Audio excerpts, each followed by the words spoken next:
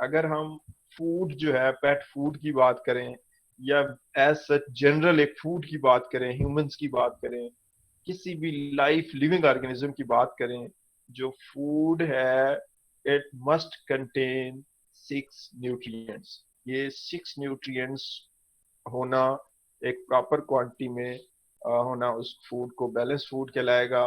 और ये जो जो इंग्रेडिएंट्स हैं, ये जो न्यूट्रिएंट्स हैं, ये वाटर है most important, protein, lipids, carbohydrate, vitamin, minerals. अब हम इनकी डिटेल देखेंगे कि जो वाटर है ये बॉडी के अंदर क्या रोल प्ले करता है और क्यों नेसेसरी है।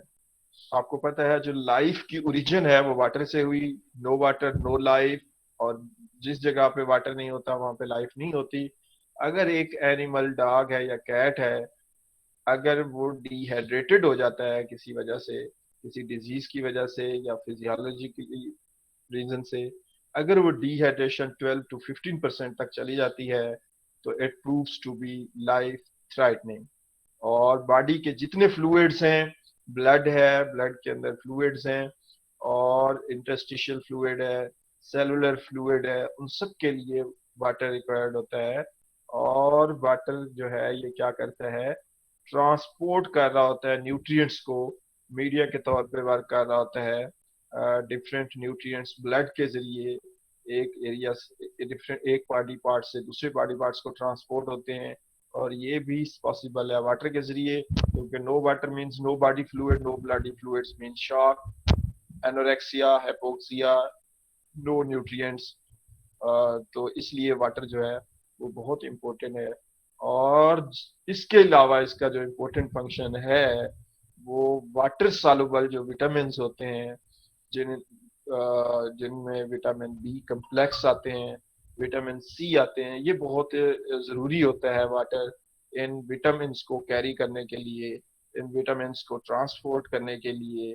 और जितने बॉडी के मेटाबॉलिज्म हो रहे होते हैं, केमिकल रिएक्शंस हो रहे होते हैं, उनमें ये बी कम्प्लेक्स जो विटामिन हैं ये मेटाबॉलिज्म का काम कर रहे होते हैं।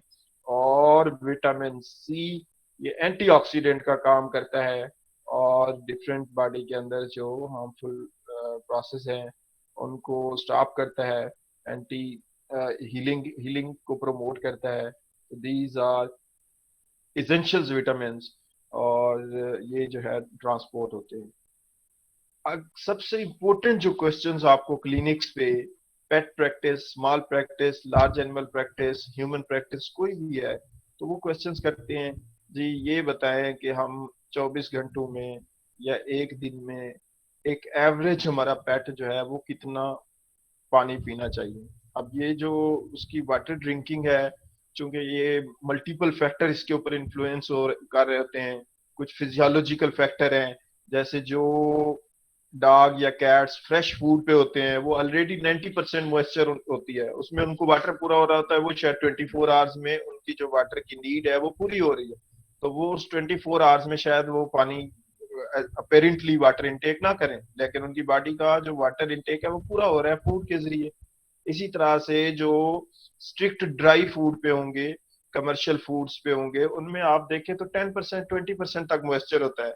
तो वो उनको फिर प्यास ज्यादा लगेगी, वो मल्टीपल टाइम्स इनटेक करेंगे। लेकिन एक जनरल फार्मूला जो आपके नॉलेज में हो, ये 50 to 60 ml पर केजी पर डे, ये एक डोज बनती है कि 24 आवर्स में अगर एक एनिमल का, जो कैट को अगर हम देख लेते हैं, और एक कैट जो है उसका बॉडी वेट, सबसे कम कैट्स पानी पीती हैं, उनकी कोशिश होती है कि वो फूड के जरिए से पूरा कर लें, तो इसलिए आपको sometime moist food, home made food add करनी पड़ती हैं, क्योंकि वो पानी कम पीने की वजह से डिहाइड्रेशन ज्यादा उनमें कॉमन होती है। तो इसलिए आपको जो है वो ऐड करनी पड़ती हैं उनकी जो मॉइस्ट और सेमी मॉइस्ट फूड है। जो सेमी मॉइस्ट फूड होती हैं, जेलीज वगैरह होती हैं, इनमें जो है वो 60-70% तक मॉइस्चर लेवल होता है।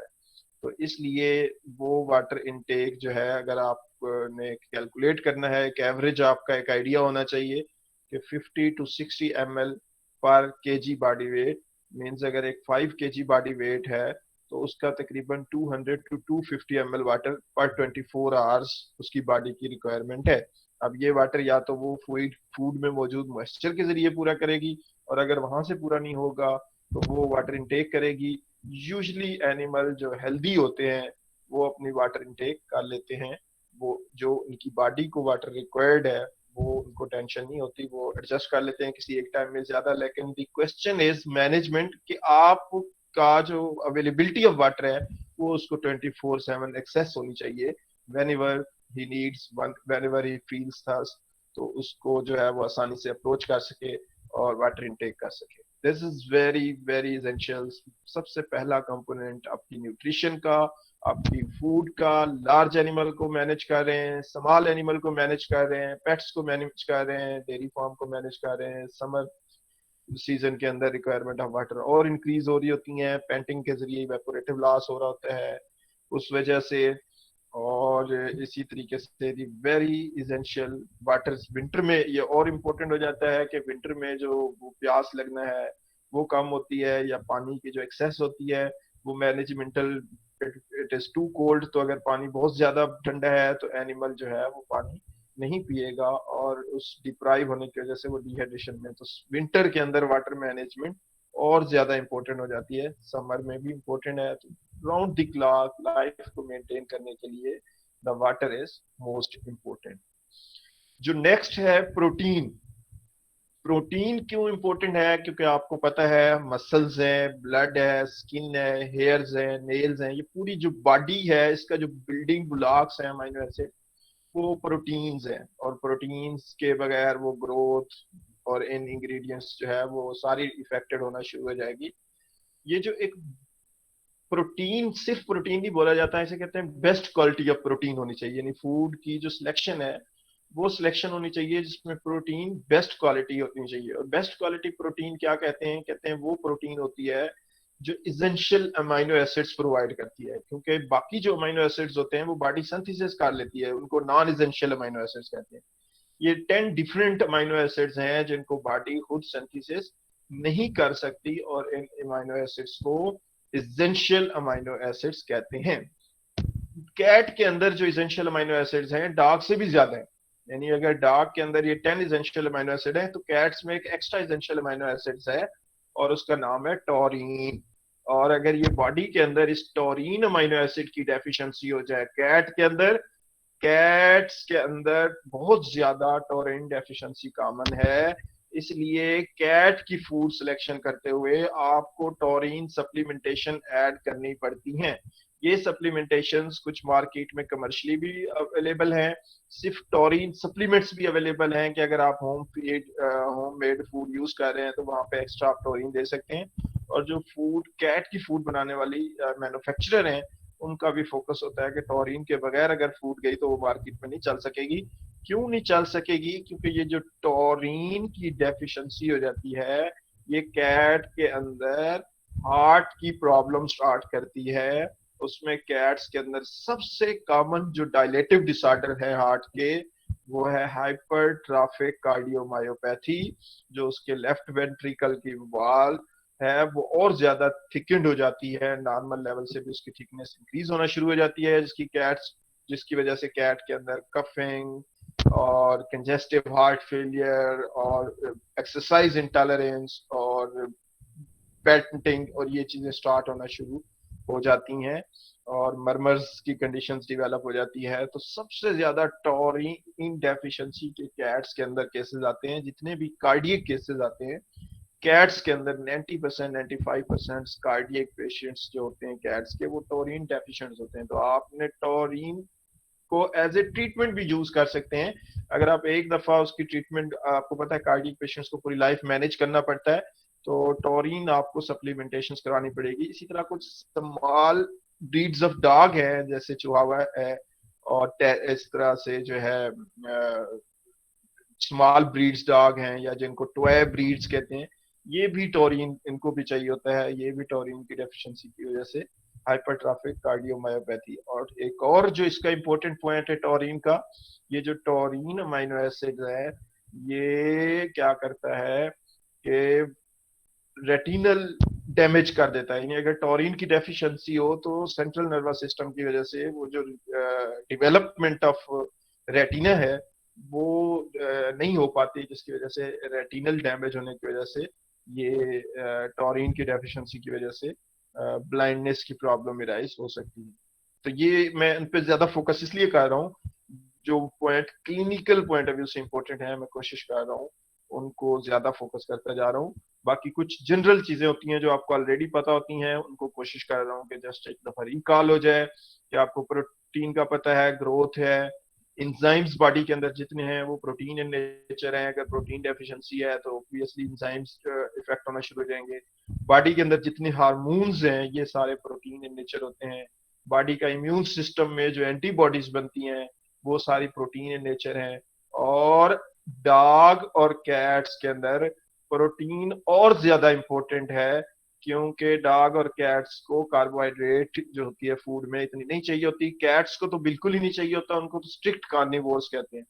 और डॉग्स जो है वो ओमनीवोर्स हैं, वो थोड़ा बहुत जो है अपने कार्बोहाइड्रेट या प्लांट सोर्स से ले लेते हैं कार्बोहाइड्रेट। लेकिन वो जो पैलेटेबिलिटी है उनकी प्रोटीन फूड, प्रोटीनेशियस फूड को वो ज्यादा होती है, कार्निवोरस वो ज्यादा लाइक करते हैं। तो इसलिए जो प्रोटीन होती है वो मेटाबोलाइज होती है लिवर के अंदर, और जो ग्लूकोनियोजेनेसिस का प्रोसेस होता है जिसमें प्रोटीन कन्वर्ट हो जाती है ग्लूकोज के अंदर और फैटी एसिड्स के अंदर, और इस तरीके से ग्लूकोज जो है बॉडी को एनर्जी प्रोवाइड करता है। इस तरीके से प्रोटीन एक सोर्स बन रही है एनर्जी की उन उन मेटाबॉलिक पाथवे के जरिए। और ये प्रोटीन क्या करती है, एनर्जी के साथ साथ अगर वो बॉडी की रिक्वायरमेंट से ज्यादा जो है वो एनर्जी प्रोड्यूस हो रही है तो वो फैट में कन्वर्ट हो जाती है। यानी प्रोटीन क्या हो रही है, ये फैट में भी कन्वर्ट हो सकती है और ये ग्लूकोज और कार्बोहाइड्रेट में भी कन्वर्ट हो सकती है। तो protein is more important by pets point of view, pets की न्यूट्रिएंट्स को डील करने के लिए। और सेकंड जो प्रोटीन है, अगर फूड के अंदर बहुत ज्यादा प्रोटीन ऐड हो तो उसकी वजह से प्रॉब्लम क्रिएट होना शुरू हो जाते हैं। अगर और वो जो प्रॉब्लम है यानी कोई भी बैलेंस फूड है अगर उसमें वो प्रोटीन डेफिशिएंट है तो भी प्रॉब्लम्स क्रिएट हो रहे हैं, और अगर प्रोटीन बहुत ज्यादा जा रही है तो उसकी वजह से भी प्रॉब्लम्स होंगे।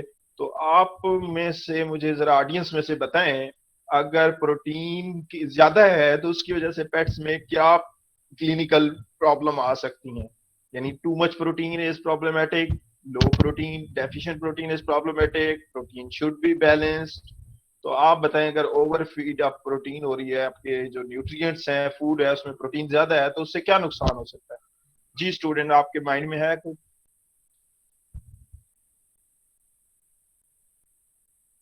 जी अगर कोई मुझे ऐड करना चाहे इस पॉइंट में। यूरिया टॉक्सिसिटी हो सकती है क्योंकि किडनीज जो है उनको ज़्यादा फंक्शन करना पड़ेगा। जी बिल्कुल हो सकती है। जो उसमें जो यूरिया है उसका जो हम नाइट्रोजनस वेस्टेज कहते हैं कि प्रोटीन अमाइनो एसिड्स और अमाइनो एसिड्स कन्वर्ट होंगे नाइट्रोजनस वेस्टेज में, वो यूरिया है, अमोनिया है, यूरिक एसिड है। तो नाइट्रोजनस वेस्टेज ज्यादा प्रोड्यूस होंगे तो किडनीज को ज्यादा फंक्शन करना पड़ेगा उनके एलिमिनेशन के लिए। तो अमोनिया जो यूरिया है वो ज्यादा बनेगा, वो जो एक्स्ट्रा यूरिया है वो कन्वर्ट हो जाता है अमोनिया के अंदर, और वो अमोनिया में कन्वर्ट होने की वजह से क्या कर देता है, एक तो जो अमोनिया है वो एज सच आपको पता है नाइट्रोजनस वेस्टेज है। ये मसला सबसे ज्यादा कैट्स में आता है, जो कैट्स हाई प्रोटीन डाइट पे ज्यादा अरसा रहती हैं। और हर किसी को पता है मार्केट में कुछ ऐसी फूड्स हैं जो जिनको देने से क्या हो जाता है, मैं नाम नहीं लूंगा, वो कंफ्लिक्ट ऑफ इंटरेस्ट में आ जाती हैं चीजें। तो वो फूड जो है उनके अंदर क्या होती है, वो कंसिस्टेंटली हाई प्रोटीन होने की वजह से पेट्स बड़े शौक से खाते हैं, स्पेशली कैट्स। और जब वो शौक से लेती हैं तो नाइट्रोजनस बेसिस ज्यादा बनते हैं जिसमें अमोनिया जो है वो ज्यादा बनता है। और उसके साथ साथ उनकी जो पीएच है, जो पीएच है यूरिन की वो चेंज होकर अल्कलाइन हो जाती है। और अल्कलाइन पीएच जो है उसमें जो क्रिस्टल्स हैं, यूरोलिथियसिस है उसमें, जो स्पेशली कैट्स के अंदर बहुत ज्यादा पाए जाते हैं, वो स्ट्रूवाइट क्रिस्टल्स होते हैं, मैग्नीशियम अमोनियम फास्फेट क्रिस्टल्स होते हैं। अमोनिया की वजह से और पीएच अल्कलाइन होने की वजह से वो उनकी डेपोजिशन स्टार्ट हो जाती है। और इस तरीके से ये यूरोलिथियसिस के अंदर, इनके अंदर जो टॉम होते हैं, इनमें सबसे ज्यादा प्रॉब्लम्स आती हैं यूरिन रिटेंशन की। तो वो हमें कैथीटर के जरिए मैनेज करना होता है। उनके जो है सम टाइम वो स्टोन्स इतने ज्यादा होते हैं कि वो प्रोटेक्टिव प्रोसीजर्स की तरफ जाना होता है। इसके बावजूद हमें उनकी फूड मैनेज करनी होती है। और फूड के अंदर जो है हमने अगर मैनेज ना किया तो ये प्रॉब्लम रीअकर होती रहेगी। और समटाइम्स कुछ प्रिस्क्रिप्शन फूड मार्केट में अवेलेबल हैं, जिस तरह यूरिनरी फार्मूला है, रीनल फार्मूला है, तो हमें उन प्रिस्क्रिप्शन फूड की तरफ जाना पड़ता है। दो मशहूर जो इंटरनेशनल कंपनियां प्रिस्क्रिप्शन फूड में, 3-4 कंपनियां हैं जो मार्केट में बना रही हैं प्रिस्क्रिप्शन फूड। तो वो मार्केट में इजीली प्रिस्क्रिप्शन फूड मिल जाते हैं, आपको उस पर कन्वर्ट करना पड़ता है। और पीएच, कुछ जो पीएच है यूरिन की, उसको मेंटेन करवाने के लिए आपको पीएच को मेंटेन करने वाली मेडिसिन कंटिन्यूसली उसकी लाइफ में ऐड करनी पड़ती हैं। और फीड जो है करेक्ट। तो इसी तरह से अगर प्रोटीन सिर्फ कम हो रही है तो भी उससे प्रॉब्लम इराइज हो रहे हैं, और अगर प्रोटीन ज्यादा हो रही है तो उससे भी प्रॉब्लम क्रिएट हो रहे हैं। तो इसलिए जो प्रोटीन है वो इंतहाई जरूरी है। अगर टू मच प्रोटीन होगी तो वो नाइट्रोजनस वेस्टेज जो है उसकी डिटॉक्सिफिकेशन लिवर ने करनी है, तो लिवर के ऊपर ज्यादा बर्डन पड़ेगा और लिवर फेलियर होने के चांसेस हो सकते हैं if there is too much protein then the requirement. तो देख लें ये हर चीज जो है कितनी इंपॉर्टेंट है, वेल बैलेंस होना उसकी। जिसे कहते हैं कि जो everything in this world is a medicine, but the right dose differentiate either it will work as a medicine, either it will work as a poison। तो ये जो हम खाना खाते हैं, ये खाने के अंदर जो न्यूट्रिएंट्स है, जो ग़िज़ा है, अगर ये राइट क्वांटिटी में बैलेंस्ड न्यूट्रिएंट्स के साथ है तो this will work as a medicine. It will cure our body, it will heal our body. और अगर ये उस रिक्वायरमेंट से कम है या ज्यादा है तो it will act as a poison. तो उसके पॉजिटिव इफेक्ट होने की बजाय नेगेटिव आना शुरू हो जाते हैं। तो आपको जरा इम्पोर्टेंस ऑफ न्यूट्रिएंट्स का पता चल रहा होगा अभी ये जो हमारी डिस्कशन हुई है इससे। इसके अलावा अगर प्रोटीन हम देखते हैं तो दो सोर्सेज हैं जहां से हम प्रोटीन ये ले सकते हैं। जो कैट्स हैं वो कार्निवोर्स हैं, वो एनिमल सोर्स से ही अपनी प्रोटीन पूरी करती हैं। और डॉग्स को हम प्लांट सोर्स से भी दे सकते हैं, एनिमल सोर्स से भी दे सकते हैं। जो बेस्ट क्वालिटी प्रोटीन होती हैं उनकी डाइजेस्टिबिलिटी ज्यादा हाई होती है। 80 to 90% डाइजेस्टिबिलिटी होना जरूरी है, क्योंकि अगर प्रोटीन अच्छी क्वालिटी की नहीं होगी तो वो डाइजेस्ट नहीं होगी, डाइजेस्ट नहीं होगी तो वो एसेंशियल अमीनो एसिड प्रोवाइड नहीं करेगी। और जो एडल्ट एनिमल्स होते हैं मोस्टली इनमें प्रोटीन कम रिक्वायर होती है। अगर आप डॉग की बात करें तो average on an average 18% adult को प्रोटीन चाहिए होती है। और ये रेंज होती है जो कि 16 से 22 तक चली जाती है। और उनको क्योंकि सिर्फ मेंटेनेंस करनी होती है, सेहत, स्किन, डाइजेस्टिव सिस्टम की मेंटेनेंस के लिए।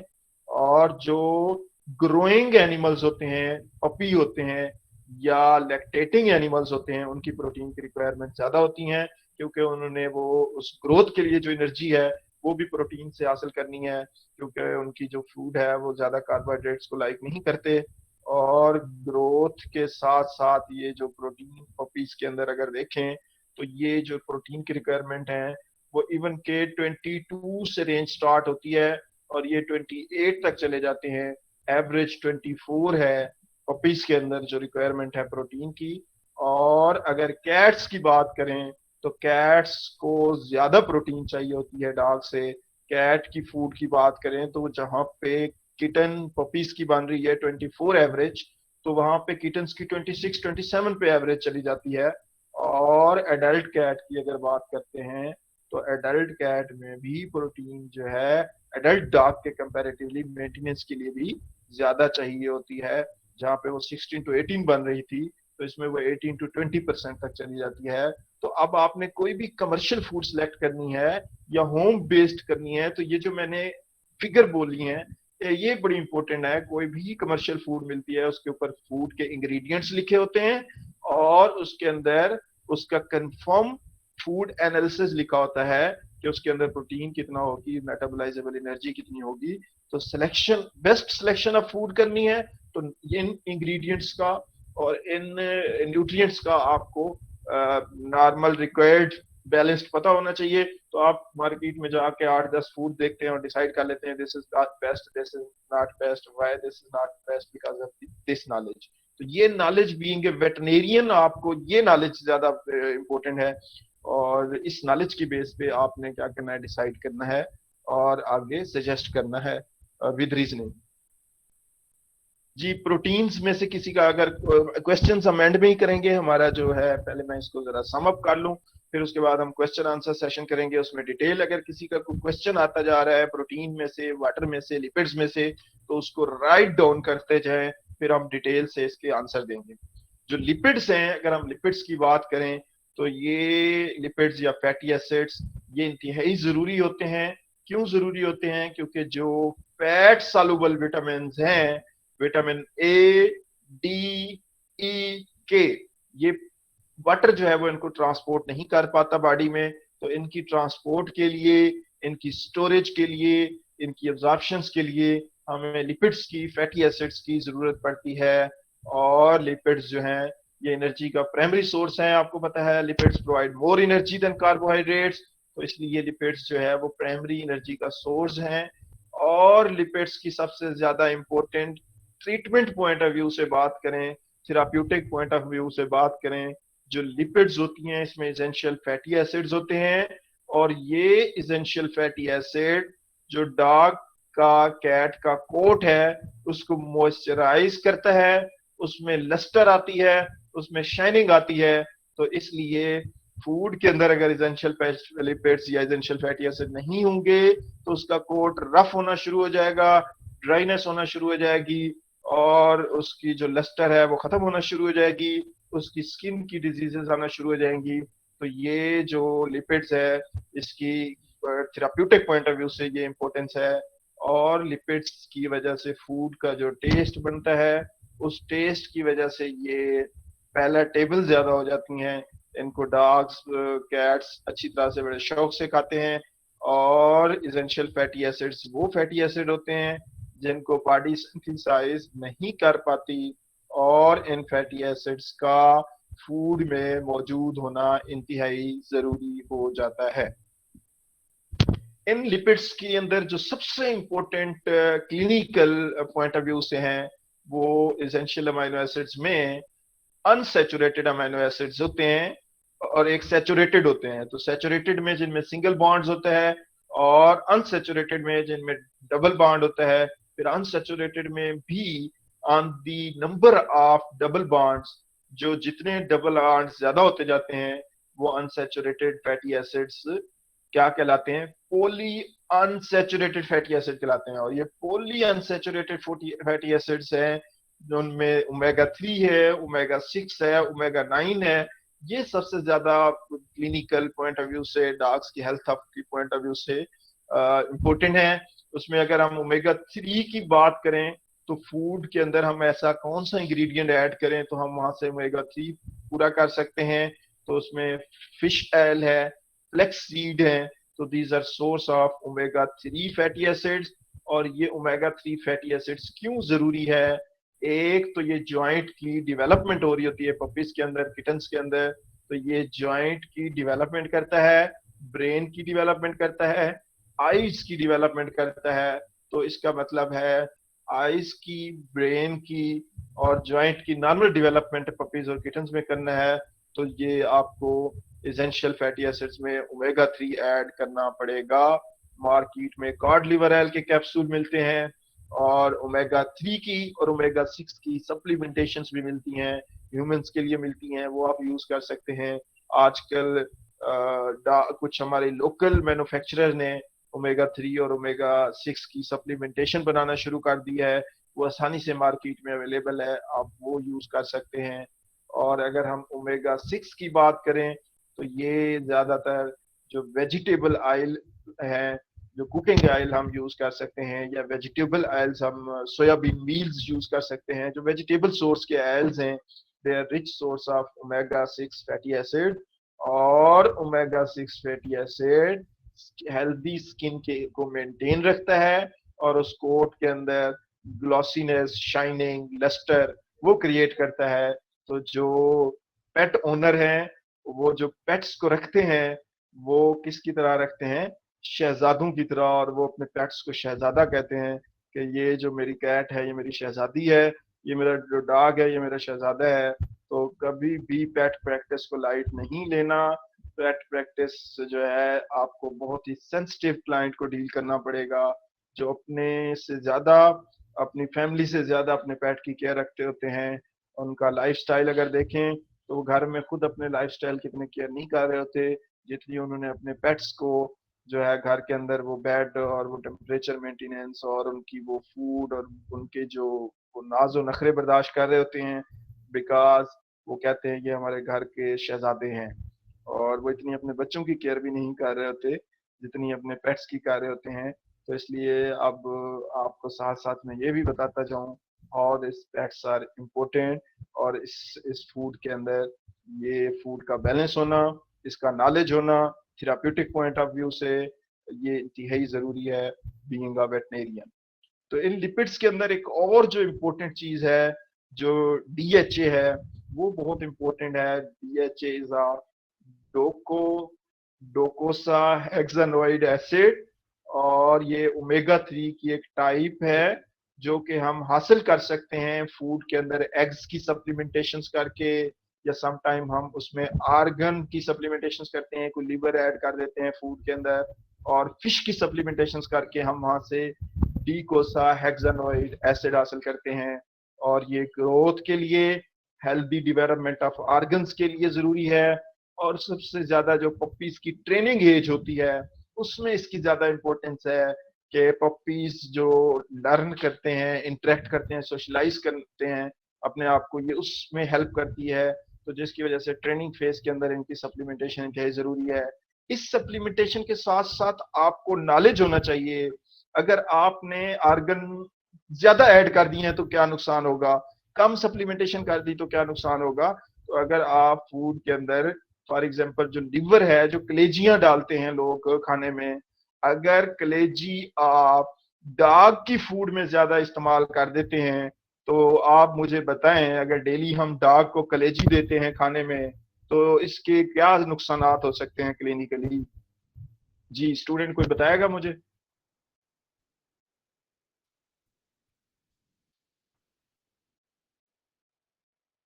जी अगर नहीं बताना चाहते तो बता दें ताकि मैं खुद बता दूं। चलो क्वेश्चन सर आंसर के लिए डायरिया, आप वाइट फील्ड लिखिए। डायरिया। जी डायरिया से ज्यादा इंपॉर्टेंट जो टेक्निकल पॉइंट है वो ये क्या करता है, विटामिन ए की टॉक्सिसिटी काज कर देता है। डार्क के अंदर वो एंजाइम एब्सेंट होता है जो उसको मेटाबोलाइज करता है, तो विटामिन ए की टॉक्सिसिटी हो जाती है अगर बहुत ज्यादा डार्क को कलेजिया देते हैं। कैट्स में दे सकते हैं हफ्ते में 2-3 दफा, क्योंकि कैट्स के अंदर वो एंजाइम होता है उसको मेटाबोलाइज कर लेता है, तो वो उन आर्गन मीट को जो है वो टॉलरेट कर लेती हैं। डार्क्स के अंदर अगर आप बहुत ज्यादा कलेजियां देते हैं तो विटामिन ए टॉक्सिसिटी होना शुरू हो जाती है। फिश का मुझे बताएं बच्चों, अगर रॉ अनकुक्ड फिश कैट को दी जाती है, यानी डॉग को अगर देते हैं तो इट्स ओके फाइन है, लेकिन अगर रॉ अनकुक्ड फिश कैट को दिया जाए तो उससे क्या क्लिनिकली कोई आपको सिग्निफिकेंट कोई ऐसी प्रॉब्लम अराइज होती है कैट्स के अंदर, कौन सी है।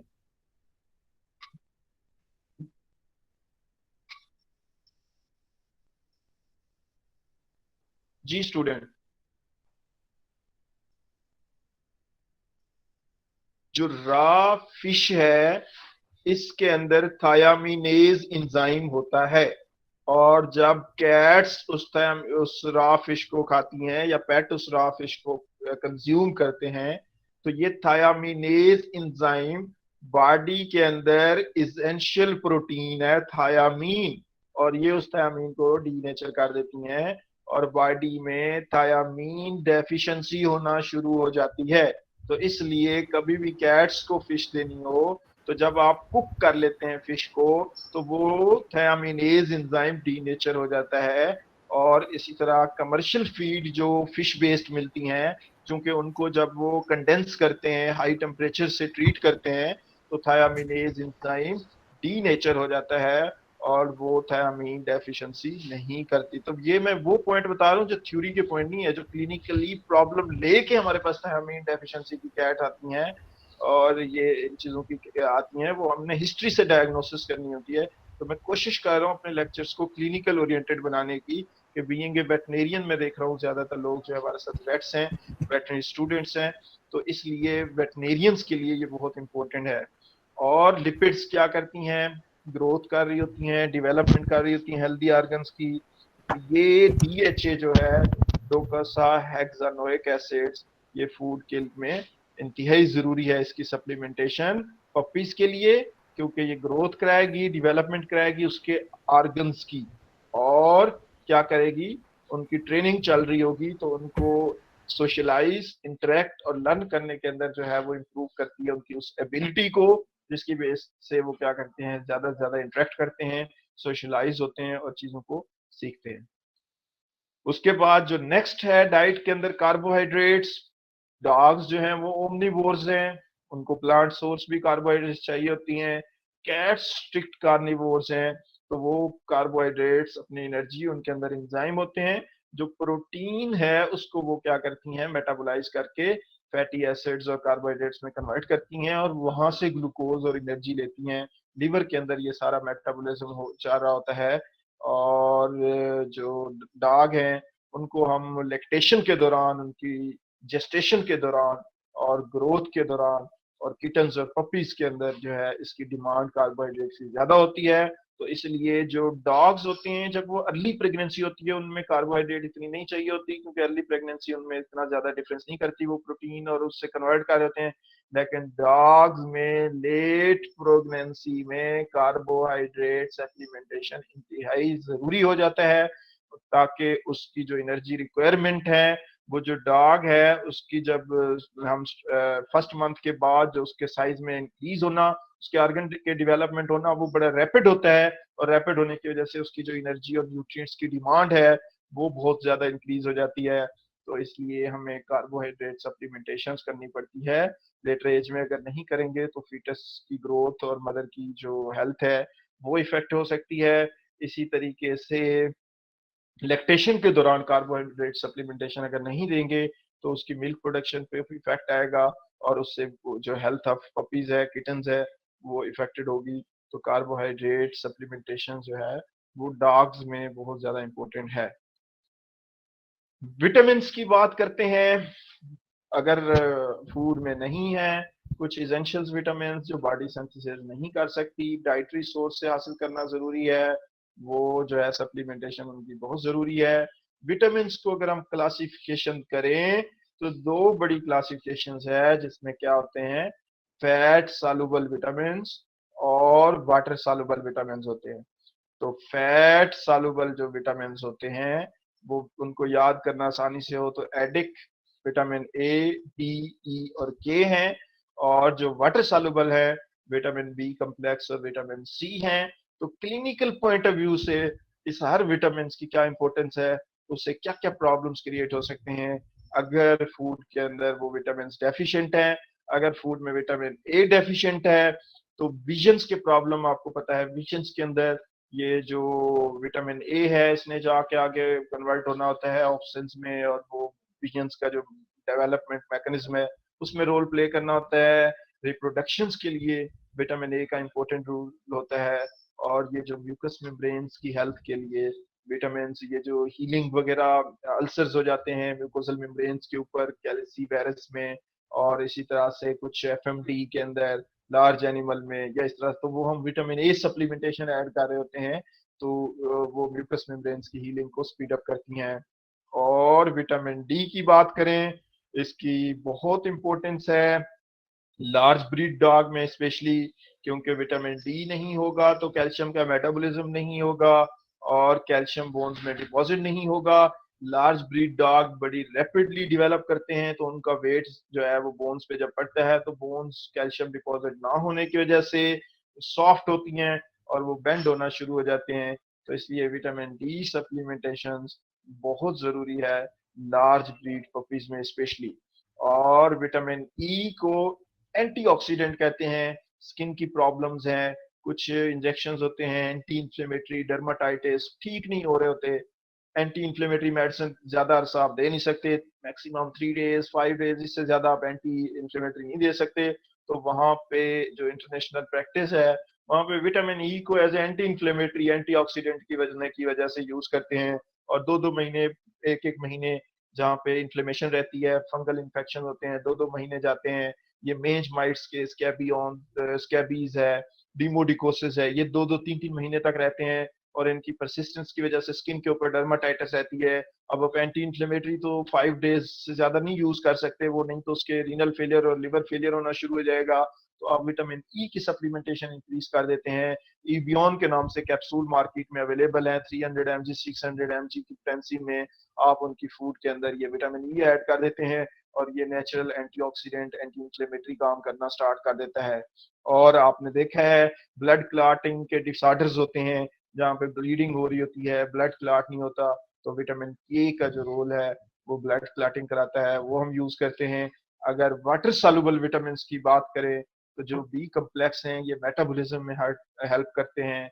ये न्यूट्रिएंट से एनर्जी का जो सिंथेसिस का प्रोसेस है वहां पे रोल प्ले करते हैं। तो अगर विटामिन बी कम्प्लेक्स की डेफिशिएंसी होगी तो वो जो मेटाबॉलिक कन्वर्जन है न्यूट्रिएंट्स की एनर्जी में, वो कम हो जाएगी। और विटामिन सी का भी ट्रीटमेंट में बड़ा इंपॉर्टेंट रोल है, एक एंटीऑक्सीडेंट होने की वजह से। डॉग्स के लिए विटामिन सी जो है वो बहुत ही जरूरी हो जाता है सप्लीमेंटेशन करने के लिए। और एक तो ये एंटीऑक्सीडेंट काम करता है, और डाइट वगैरह में इसकी सप्लीमेंटेशन अगर कर दें तो ये डाइट के अंदर प्रेजर्वेटिव का काम करता है विटामिन सी। तो ये देख रहे हैं आप विटामिन कितने एसेंशियल्स हैं कि उनकी डेफिशिएंसी हो जाए तो प्रॉब्लम उनकी जो है वो ज्यादा हो जाए। अगर वाटर सॉल्युबल में जो है वो ज्यादा हो जाए तो वो तो यूरिन के जरिए एक्सक्रीट आउट हो जाएंगे, वाटर में सॉल्युबल होते हैं। अगर फैट सॉल्युबल ज्यादा हो जाए तो इनमें से जितने भी विटामिन है अगर इनकी ज्यादा हो जाए क्वांटिटी तो इनकी टॉक्सिसिटी आना शुरू हो जाती है। अगर लिवर फूड ज्यादा दे रहे हैं डॉग को तो उसमें विटामिन ए टॉक्सिसिटी जो है कॉमन है। और इसी तरीके से ये विटामिन जो है क्लिनिकली बहुत इंपॉर्टेंट रोल प्ले करते हैं, क्योंकि जो विटामिन डेफिशिएंसी की वजह से डिजीजेज होती हैं वो डायग्नोज नहीं हो पा रही होती, और वो हमारी कीमोथेराप्यूटिक और एंटी इंफ्लेमेटरी मेडिसिन से ठीक नहीं होती उस वक्त तक जब तक आप विटामिन सप्लीमेंटेशन ऐड नहीं करते। उसके बाद हम आते हैं मिनरल सप्लीमेंटेशन की तरफ। अगर हम मिनरल सप्लीमेंटेशन की बात करें तो मिनरल सप्लीमेंट में आपको पता है 3 टाइप्स के मिनरल्स होते हैं। एक को हम माइक्रो मिनरल्स कहते हैं, एक को माइक्रो मिनरल्स कहते हैं, और एक ट्रेस मिनरल्स होते हैं। अब मैक्रो मिनरल्स वो मिनरल्स होते हैं, या हम उसको मेजर मिनरल्स भी कह देते हैं, जो ज्यादा क्वांटिटी में रिक्वायर होते हैं डाइट के अंदर। और माइक्रो मिनरल्स स्मॉल अमाउंट के अंदर रिक्वायर्ड होते हैं, और ट्रेसेस मिनरल्स वो उससे भी मैन्यूट अमाउंट में रिक्वायर्ड होते हैं। तो अगर हम माइक्रो मिनरल्स की बात करें तो उसमें 6 मेजर बायो एलिमेंट्स या माइक्रो मिनरल्स हैं, और वो सबसे ज्यादा उनमें जो माइक्रो मिनरल है वो ऑक्सीजन है। और दूसरे नंबर पे जो इम्पोर्टेंट मिनरल्स है और यानी कि उसमें जो एलिमेंट्स है वो ऑक्सीजन है। तो हमें जो मिनरल सप्लीमेंटेशन करनी है वो ऐसी मिनरल सप्लीमेंटेशन करनी है जिससे हमें ये जो इम्पोर्टेंट एलिमेंट्स हैं वो अवेलेबल हो सकें। तो उसमें जो मेजर एलिमेंट्स हमें रिक्वायर्ड होते हैं मिनरल से वो ऑक्सीजन है और कार्बन है। ऑक्सीजन, कार्बन, और तकरीबन 65-6% जो है ऑक्सीजन होती है। कार्बन तकरीबन 20% 12% तक होती है। हाइड्रोजन है 4% तक होती है। नाइट्रोजन 3% तक। कैल्शियम और फास्फोरस, ये मेजर मिनरल्स हैं जिनकी सप्लीमेंटेशन होना ज़रूरी है। कैल्शियम की अगर डेफिशिएंसी हो जाए तो आपको पता है ऑस्टियोपोरोसिस होना शुरू हो जाएगी, बोन्स वीक होना शुरू हो जाएंगी। और अगर कैल्शियम ज़्यादा दे देते हैं फूड में तो ये कैल्शियम क्या करेगा कि आपने उसको कैल्शियम ये ज़्यादा अरसे तक रखे हैं सोर्स पे, उसकी नीड से ज़्यादा कैल्शियम चला गया, वो कैल्शियम उसके आर्गन्स के अंदर डिपॉजिट होना शुरू हो जाएगा। मिनरलाइजेशन हो जाएगी किडनीज की, रीनल पैरेन्काइमा की, लिवर के पैरेन्काइमा की। तो इसलिए मिनरल्स का एक बैलेंस होना इंतहाई जरूरी है। अगर ये बैलेंस मिकदार से ज्यादा मिनरल्स जा रहे हैं तो उनसे टॉक्सिसिटी, उनके साइड इफेक्ट आ रहे हैं। अगर वो कम जा रहे हैं तो इसी तरह से फास्फोरस जो है ये इम्पोर्टेंट मिनरल्स है जो कि होना चाहिए। और कैल्शियम और फास्फोरस जो है 2:1 में बैलेंस होना चाहिए और फूड के अंदर। और जो फास्फोरस अगर ज्यादा दे दें तो इसका जो साइड इफेक्ट आता है ये लिवर डैमेज करना शुरू कर देती है। इसलिए जो लिवर के पेशेंट होते हैं हम उन्हें फास्फोरस डेफिशिएंट फूड देते हैं, क्योंकि फास्फोरस जो है वो लिवर मेटाबोलाइज करने में उसको वो करती है, और इस वजह से लिवर की डिजीजेस के अंदर फास्फोरस मिनरल्स को अगर आप ज़्यादा नहीं देना, अगर बहुत ज़्यादा फास्फोरस देते हैं तो ये लिवर को डैमेज शुरू कर देती है। तो इसलिए ये इसकी इम्पोर्टेंट आ जाती है। नाइट्रोजन, और इसके बाद जो माइक्रो मिनरल्स हैं जो स्मॉल क्वांटिटी में चाहिए, इन 6 के अलावा बाकी सोडियम है, ये पोटाशियम है, ये बहुत ज़रूरी है। पोटाशियम नहीं मिलेगा, हाइपोकैलीमिया में एनिमल जाएगा, पोटाशियम की डेफिशिएंसी होगी, एरिथमिया होगा, कार्डियक अरेस्ट हो जाएगी, एनिमल डेथ हो जाएगी। सोडियम अगर बहुत ज्यादा देते हैं तो हार्ट की प्रॉब्लम्स काज कर सकता है, और कार्डियक पेशेंट्स को सोडियम अवॉइड करना होता है। डायबिटिक पेशेंट्स को ये अगर बहुत ज्यादा सोडियम देते हैं तो वो उनका जो क्या कर देता है, अगर सोडियम ब्लड प्रेशर के पेशेंट्स को अगर सोडियम बहुत ज्यादा देते हैं तो वो ब्लड प्रेशर हाई कर देता है। तो इसलिए ब्लड प्रेशर के पेशेंट्स की फूड अगर मेंटेन करनी है तो उसमें सोडियम का लेवल आपको बैलेंस करना पड़ेगा। और इसी तरीके से मैग्नीशियम है। तो ये सारी चीज़ें माइक्रो ट्रेस मिनरल्स में जो आ जाती हैं, वो उसमें ये सारे जो ब्लू कलर में आप देख रहे हैं इसमें कॉपर है, जिंक है, और ये जो है सिलीनियम है, सिलिकॉन है, सिलीनियम है, और आयरन है, और एल्यूमिनियम है, तो आयोडीन है, ये ज़रूरी होते हैं ट्रेस मिनरल्स। क्योंकि अगर आयोडीन नहीं है तो आयोडीन की डेफिशिएंसी की वजह से ग्वाइटर की प्रॉब्लम्स होना शुरू हो जाएंगी। आयरन नहीं है तो आयरन डेफिशिएंसी की वजह से एनीमिया होना शुरू हो जाएगा। और इसी तरीके से कॉपर और जिंक भी इम्पोर्टेंट है। सिलीनियम जो है उसकी डेफिशिएंसी से रिप्रोडक्टिव इश्यूज आना शुरू हो जाते हैं। तो ये रिप्रोडक्टिव हेल्थ जो है इंक्रीज करता है मेल और फीमेल दोनों एनिमल्स के अंदर। तो सिलीनियम की जो हम जो है वो इलाके जो सिलीनियम डेफिशिएंट फूड होती है जिनके अंदर लार्ज एनिमल्स में आप देखें तो वहाँ पे हम सिलीनियम के इंजेक्शन या सिलीनियम सप्लीमेंटेशन कर रहे होते हैं। तो ये जो मिनरल्स हैं ये बहुत इंपॉर्टेंट है नॉर्मल फंक्शनिंग के लिए। तो यहाँ तक हमें पता चल गया कि एक जो फूड है उसके अंदर ये न्यूट्रिएंट्स होना जरूरी है। और ये सिर्फ न्यूट्रिएंट्स होना जरूरी नहीं है बल्कि ये बैलेंस्ड होना जरूरी है। तो आज से अगर आपको सेलेक्ट करनी पड़े बेस्ट डाइट किसी भी पेट के लिए तो वो बेस्ट डाइट कौन सी डाइट होगी जिसके अंदर ये 6 इंग्रेडिएंट होंगे, water, protein, lipids, carbohydrates, vitamin और मिनरल्स, तो वो बेस्ट फूड होगी। और सिर्फ ये मौजूद होना सफिशिएंट नहीं है, उनका रिक्वायर्ड लेवल होना भी जरूरी है। अगर उस रिक्वायर्ड लेवल से रिकमेंडेड लेवल से कम है तो भी वो अच्छी फूड नहीं होगी, और ज्यादा है तो भी अच्छी नहीं होगी। फिर ये फूड की जो सिलेक्शन है ये भी मैं आपको बताता हूँ कि ये एनिमल के साथ भी वेरी करती है कि जो कंप्लीट बैलेंस डाइट्स होती है अगर हम अंदाजा लगाएं तो तकरीबन 40 इसेंशियल न्यूट्रिएंट्स होते हैं डॉग की किसी कंप्लीट बैलेंस डाइट को बैलेंस करने के लिए। उसके 40 इसेंशियल न्यूट्रिएंट्स उसमें ऐड करने पड़ते हैं तब जाके वो एक बैलेंस डाइट बनती है। तो बैलेंस डाइट और कंप्लीट डाइट वो डाइट होती है जिसमें अगर हम थोड़ा सा कंप्लीट और बैलेंस के ऊपर फोकस करें तो कंप्लीट वो होगी जिसमें तमाम इसेंशियल न्यूट्रिएंट्स होंगे, और बैलेंस्ड वो होगी जहाँ पे वो रिक्वायर्ड लेवल पे होंगे, यानी उस लेवल से कम होंगे तो वो बैलेंस्ड फूड नहीं होगी, वो डेफिशिएंट फूड होगी। कि कोई एक न्यूट्रिएंट इस 40 न्यूट्रिएंट में से अगर एक भी न्यूट्रिएंट रिक्वायर्ड लेवल से कम है तो वो जो फूड है वो बैलेंस्ड फूड नहीं है। और अगर वो ज्यादा है तो ज्यादा वाली भी बैलेंस्ड फूड नहीं होगी। तो देखिए ज्यादा अगर वो इंग्रेडिएंट्स जा रहा है तो उसकी वजह से भी प्रॉब्लम आना शुरू हो जाती हैं, अगर वो कम जा रहा है तो उसकी वजह से भी प्रॉब्लम्स आना शुरू हो जाती हैं।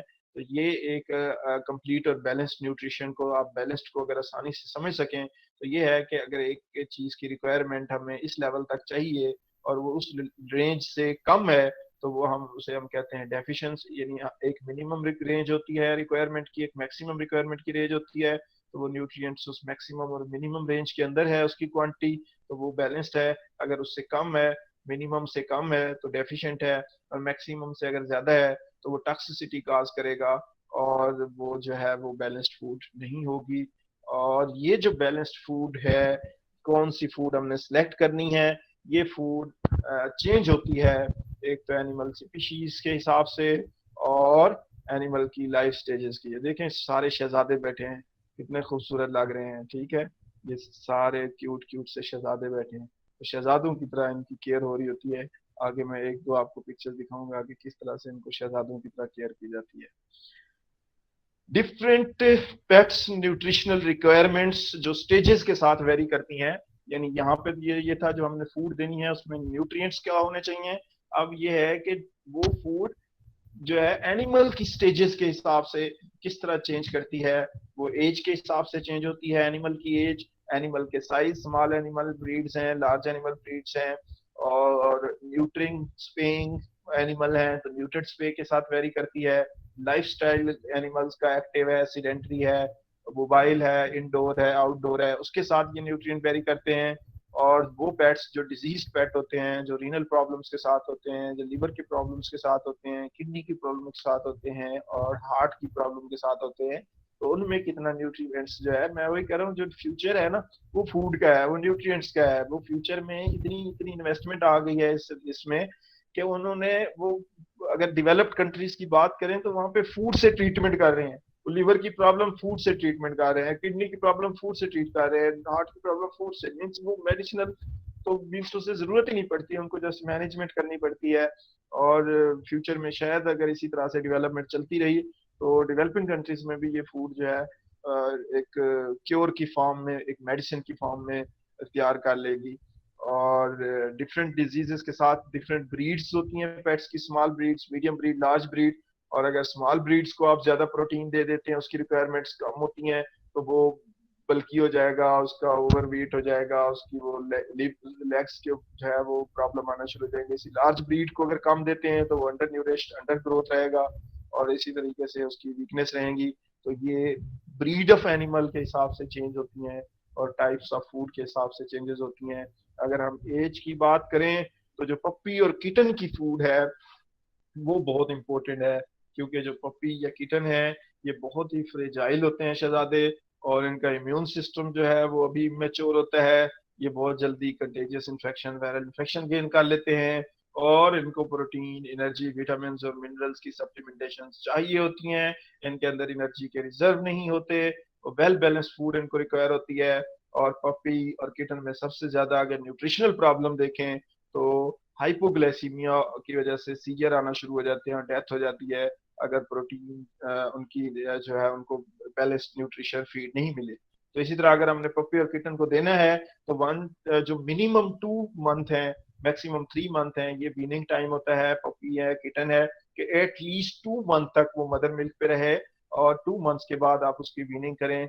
और 2 मंथ्स पे जब वीनिंग करनी है तो कोशिश करें ग्रेजुअली करें, आहिस्ता आहिस्ता उसकी मदर मिल्क के साथ उसको मिल्क रिप्लेसर की सप्लीमेंटेशन करना शुरू कर दें। वो मिल्क रिप्लेसर मार्केट में कैट्स और डॉग्स के स्पेशल अवेलेबल हैं, डिफरेंट कंपनीज के मार्केट में अवेलेबल है।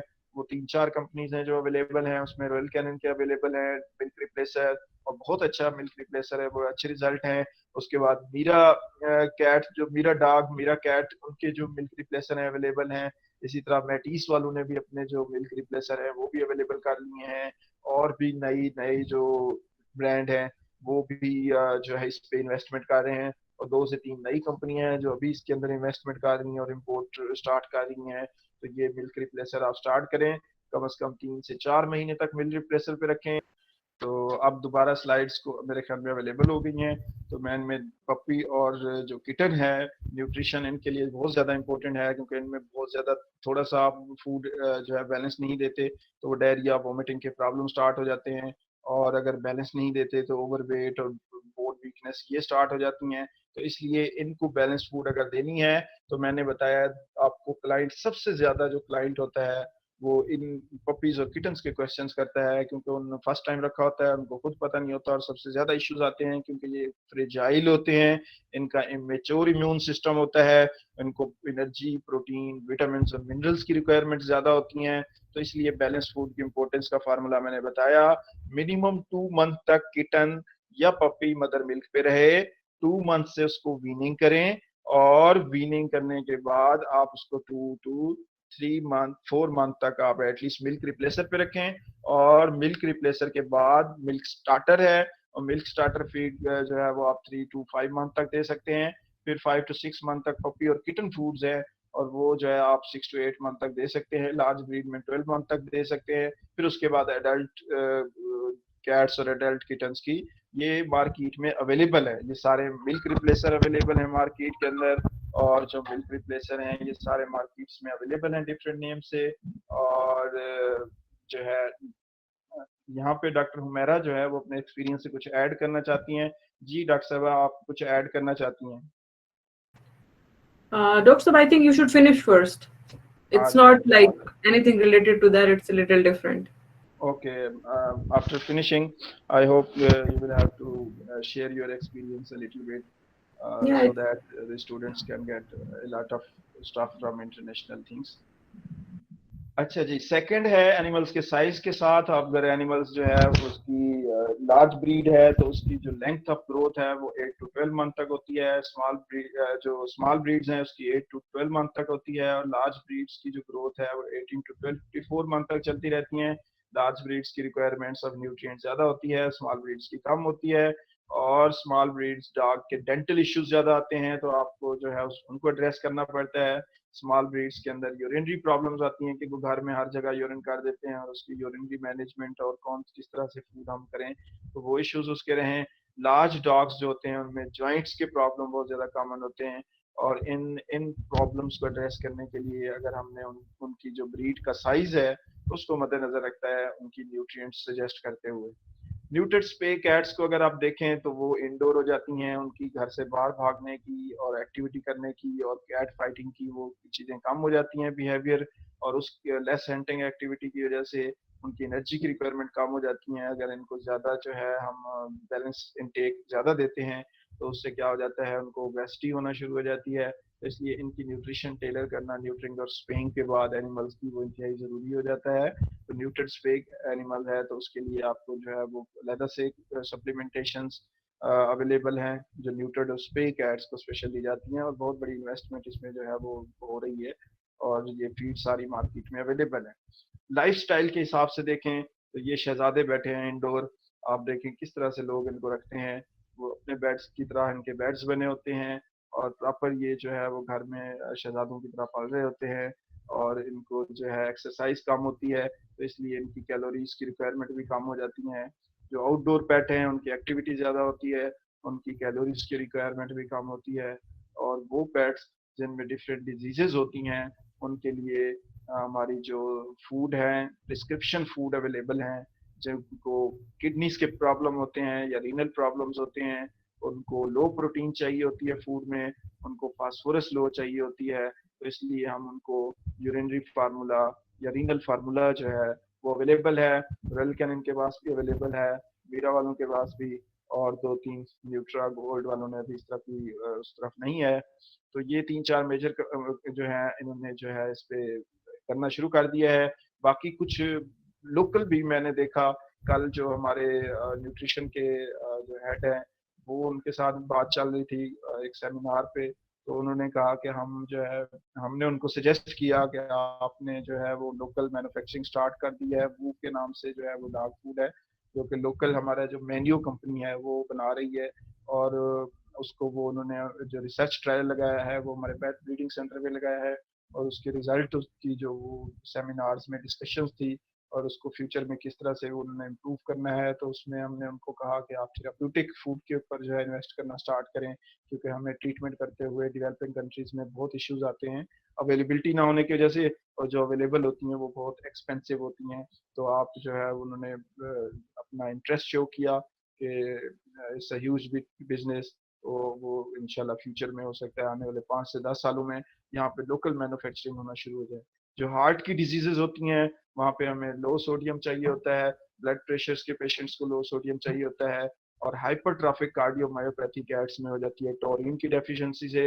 अगर आपने कैट्स की फूड देनी है तो टोरिन सप्लीमेंटेशन करनी इंतहाई ज़रूरी है। फूड एलर्जी के पेशेंट आते हैं, तो फूड एलर्जी के जो पेशेंट्स हैं उनको कुछ डॉग होते हैं, तमाम डॉग्स नहीं है, कुछ डॉग्स हैं जो ग्लूटेन सेंसिटिव होते हैं, उनको फिर हम ये जो वीट है उसकी जगह पे हम राइस ऐड करवाते हैं। वीट ग्रेन से उनको ग्लूटेन की प्रॉब्लम आती है, और कुछ स्पेसिफिक प्रोटीन से उनको एलर्जी होती है, तो इसलिए वो special foods, therapeutic food available हैं उन पेशेंट्स के लिए, जो है हम स्किन फार्मूला या डर्माटोलॉजिकल फार्मूला फूड के नाम से अवेलेबल है मार्केट में, जो स्किन की एलर्जीज वाले एनिमल्स को, पेट्स को हम रिकमेंड करते हैं। ब्लेडर के अंदर स्टोन्स हैं, उनको मेंटेन करने के लिए पीएच को मेंटेन करना है ताकि उनका फॉर्मेशन का प्रोसेस ही स्टार्ट ना हो। तो इस तरह प्रिवेंशन करने के लिए हमें वो फूड ऐड करनी पड़ती हैं डाइट्स के अंदर। और अगर प्रॉब्लम आ जाए तो वो दोबारा रीअकर ना हो जाए, तो उसके लिए भी हमें क्या करना पड़ता है, यूनानी फार्मूला प्रिस्क्रिप्शन डाइट ऐड करनी पड़ती हैं।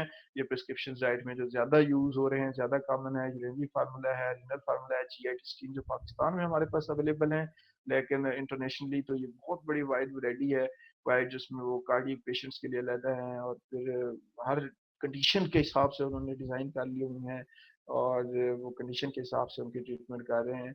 उसके बाद ब्रीड टाइप्स की तरफ से हम देखते हैं तो डिफरेंट ब्रीड्स जो है उनमें स्मॉल ब्रीड्स हैं, लार्ज ब्रीड्स हैं और मीडियम ब्रीड्स हैं। और इन ब्रीड्स के हमारी जो फूड होनी चाहिए वो वेल बैलेंस्ड होना ज़रूरी है। और अगर फूड बैलेंस नहीं होगी तो हमने डिस्कस करनी है उसकी वजह से क्या प्रॉब्लम आएगी।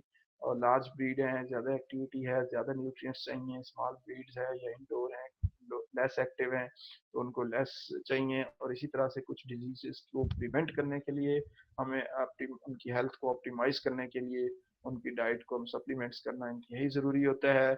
और जो ये फूड्स के जो इसेंशियल न्यूट्रिएंट्स हैं, जो रिक्वायरमेंट हैं, ये बड़ी डिटेल से हमने यहाँ पे डिस्कस कर लिए हुए हैं।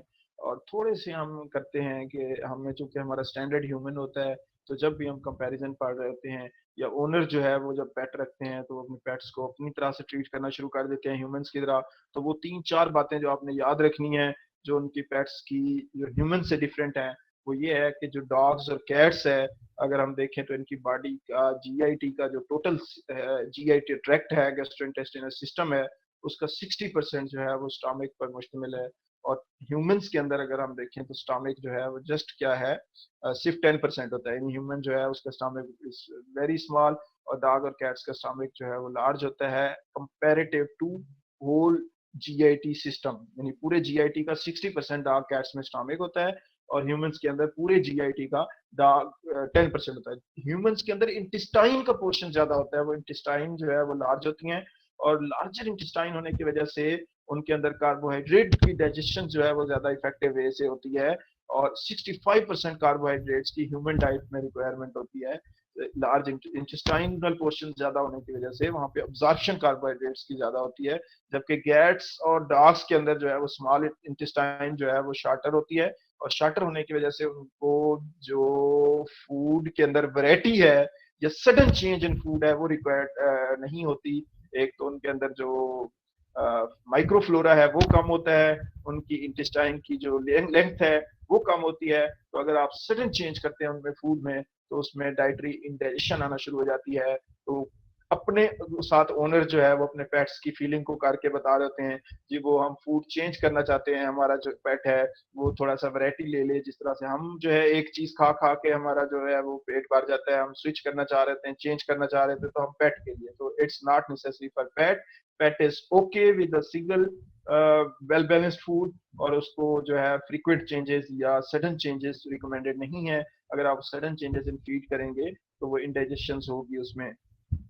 उसके अलावा जो डॉग कैट्स हैं उसमें इंटेस्टाइनल फ्लोरा कम होता है ह्यूमंस की निस्बत। तो ह्यूमन में ये फ्लोरा ज्यादा होने की वजह से हमारे पास ज्यादा वैरायटी आ जाती है, हम ज्यादा से ज्यादा जो चीजें हैं वो खा सकते हैं, और हम टेस्ट चेंज करते रहते हैं। और पेट्स के अंदर वो वैरायटी कम हो जाती है, इसलिए वो 2 से 3 फूड्स जिनको वो यूज टू हैं कोशिश करें वो दें। अगर आपने डाइट चेंज करनी है तो ग्रेजुअल चेंज करें, क्योंकि फ्लोरा जो है वहाँ पे कम होने की वजह से इंटेस्टाइनल फ्लोरा कम है, इंटेस्टाइनल लेंथ कम है, तो उनको जो है वो उसको डाइजेस्ट नहीं कर पाते। जो ह्यूमंस हैं उसमें डाइटरी चेंजेस ज्यादा हैं, डैक्स डॉग और कैट्स में डाइटरी चेंजेस कम है। इसकी ये वजह है। इसके अलावा जो हम चेंज करते हैं बहुत ज्यादा frequent, these changes are okay with humans not with the dogs. इसकी अगर हम देखें तो ह्यूमंस जो है उसमें 9000 टेस्ट बर्ड्स होते हैं, यानी हम बहुत ज्यादा वैरायटी को एंजॉय कर सकते हैं। और डॉग्स के अंदर जो टेस्ट बर्ड्स हैं वो 1700 टेस्ट बर्ड्स होते हैं, और कैट्स के अंदर जो है वो 500 टेस्ट बर्ड्स होते हैं। सबसे कम टेस्ट बर्ड्स कैट्स में है, इसलिए इसका मतलब है कैट्स की जो फूड है वो और ज्यादा नैरो हो जाती है। डॉग्स में फिर भी omnivorous, cats are the strict carnivorous, dogs are omnivorous, humans are omnivorous, but humans like more variety as compared to dogs. और difference in GI of dogs, तो वो जरा अगर हम फूड को देखें तो ह्यूमंस के हिसाब से ये चार्ट है, इसमें हम ज्यादा पसंद करते हैं कार्बोहाइड्रेट्स को, ज्यादा फैट्स को ज्यादा पसंद करते हैं, तो फ्रूट्स को, वेजिटेबल्स को ज्यादा पसंद करते हैं, और इसी तरह से चिकन्स को और मिल्क को और इन चीजों को। और अगर अगर एनिमल्स की बात करें तो एनिमल्स के अंदर ये तरतीब उल्टी है, वो जो सबसे ज्यादा हम कार्बोहाइड्रेट यूज करते हैं वो इसकी जगह पे ये बीट यूज करते हैं। यानी अगर हम चार्ट बनाए डॉग का, तो ये जो ह्यूमंस के अंदर ये जो एनिमल सोर्सेज की प्रोटीन है वो डॉग्स के केस में और कैट के केस में सबसे नीचे चली जाएंगी, यानी सबसे ज्यादा क्वांटिटी जो होती है उनकी फीड के अंदर वो इस पोर्शन की हो जाएगी। उसके बाद थोड़ा सा पोर्शन अगर डॉग की फूड बनाए तो ये कार्बोहाइड्रेट चले जाएंगे यहाँ पे, और उसके बाद कोई मिल्क सप्लीमेंटेशन या इसकी बनाए तो ये तकरीबन ना होने के बराबर चली जाएगी। तो इसलिए ये ह्यूमन से जो डिफरेंस है जीआईटी ट्रैक्ट के और उनकी न्यूट्रिशंस के, तो मोस्टली जो डॉग्स हैं वो इस तरह से। जो इम्पोर्टेंट न्यूट्रिशनल करेक्टरिस्टिक्स हैं डॉग्स एंड कैट्स में, तो वो मैं आपको बता चुका हूँ। जो जो डॉग्स हैं वो ओमनीवोर्स हैं, और जो कैट्स हैं वो स्ट्रिक्ट कार्निवोर्स हैं। डॉग्स जो होते हैं ये एनिमल सोर्सेज, वेजिटेबल्स, रीजन दोनों को खाते हैं। डॉग्स को ग्लूटोनस भी कहते हैं। इसकी वजह ये क्या है, ये क्विकली अपने मील्स को खा लेते हैं, इनकी अगर आपने रखा है तो 10 से 15 मिनट्स में खाली कर देते हैं प्लेट्स को। और एडल्ट डॉग्स को आप 1 to 2 मील्स देते हैं, पपीज को मिनिमम 3 मील्स देने चाहिए, और 3 to 5 मील्स भी कर सकते हैं। उनमें यह है कि क्वांटिटी कम रखें, फ्रीक्वेंसी ज्यादा रखें, ताकि थोड़ी थोड़े जाएं और डाइजेस्ट होते जाएं। और बहुत ज्यादा क्वांटिटी में अगर पपीज को देंगे तो वो ओवर फीडिंग हो जाएगी, और उनमें ओवर फीडिंग की वजह से इंडाइजेशन होना शुरू हो जाती है। और ये थोड़ी सी एहतियात करनी होती है अगर नंबर ऑफ मील्स के क्वेश्चन बहुत ज्यादा आपसे क्लाइंट करेंगे। उसके बाद टाइप ऑफ पेट फूड में होम मेड है, कमर्शियली प्रिपेयर्ड है। थोड़े प्रॉस एंड कॉन्स को अगर हम देखते हैं तो वो कहता है, अगर एक रिसर्च है जो कहती है कि अगर आप होम मेड फूड बनाते हैं तो उसको टाइम कंज्यूमिंग है, बहुत ज्यादा टाइम लगता है, और उसको बैलेंस करने के लिए आपको 6 से 7 इंग्रेडिएंट्स लेके कुक करने पड़ते हैं। और वो 6 से 7 इंग्रेडिएंट्स जो है वो कुक करना, वो उससे बाज का कोई इंग्रेडिएंट ज्यादा जा रहा होता है, कोई कम जा रहा होता है, तो वो किसी न्यूट्रिएंट्स की डेफिशिएंसी चली जाती है, और किसी के अंदर क्या होता है कि एक्सेसिव चला जाता है, तो वो वेल बैलेंस्ड फूड नहीं रहती और वो कंप्लीट फूड नहीं रहती। तो इस वजह से ये इस रिसर्च की वजह से, इस रिसर्च के बाद बहुत ज्यादा जो है आप देखें तो ये जो होम मेड फूड पे एनिमल होते हैं उनके अंदर जो डेफिशिएंसीज कॉमन है वो zinc deficiency, vitamin D deficiency, choline, copper, EPA plus, DHA, vitamin E, calcium, ये डेफिशिएंसी होती है। अगर हम उनको होम में इसमें देते हैं तो बैलेंस नहीं कर पाते, तो हमें ये सप्लीमेंटेशन ऐड करनी पड़ती हैं। और रॉ फूड जो है वो it's not recommended to offer to pets, although pets, dogs, cats बहुत शौक से खाते हैं। इवन कि सिख जो नहीं खा रहा होता वो भी रॉ को खाता है। Raw food is not recommended. The reason is that the raw food contains contamination of E. coli, salmonella. So due to contaminations or infection transmission, जो raw food है वो it's not recommended, but it can be offered. It's not recommended because of salmonella और जो E. coli और clostridium species, यानी सबसे ज्यादा जो कंटेमिनेशन है फूड में वो 20 to 48% सल्मोनेला की है, और 60% तक इकोलाई की है, और क्लोस्ट्रीडियम की 20% तक है। तो ये फूड पॉइजनिंग के इश्यूज आ सकते हैं इन कंटेमिनेशन की वजह से। तो इसलिए जो नई स्टडी की गई रा डाइट्स पे, तो वो ये कहती है कि रा डाइट्स जो होती हैं, diets decreases faecal microbial diversity in the dogs, और इस वजह से भी वो जो है ना वो कहते हैं कि डॉग्स के अंदर कोई ऐसी मॉडिफिकेशन आ गई है, the dog adopt to starch rich diet. यानी कि ये एक, मैंने जिस तरह से बताया कि ओमनीवोर्स क्यों है डॉग, तो उस क्वेश्चन का आंसर है कि डॉग्स के अंदर एक रिसर्च है जो कहती है कि उन्होंने अपने जीनोमिक के अंदर मॉडिफिकेशन की। जब इन डॉग्स डोमेस्टिकेटेड नहीं होते थे तो उस वक्त स्ट्रिक्ट कार्निवोर्स थे। जब इनकी डोमेस्टिकेशन स्टार्ट हुई तो डोमेस्टिकेशन के नतीजे के अंदर इनके जीनोम के अंदर एक चेंजेस आई, तो वो चेंज जो है वो स्टार्च और कार्बोहाइड्रेट डाइट को लाइक करना शुरू कर दिया, और वो डाइजेस्ट होना शुरू हो गई। तो इसलिए हम घर में रोटियां और चावल और वो चीजें जो हम खा रहे होते हैं कार्बोहाइड्रेट वाली, वो डॉग्स उसको अडॉप्ट कर लेते हैं। फूड एलर्जीज में कुछ बताई हैं कि कुछ फूड एलर्जीज हैं, जिस तरह से मैंने वीट का बताया है, ग्लूटेन है, वो एलर्जी काज कर सकती है।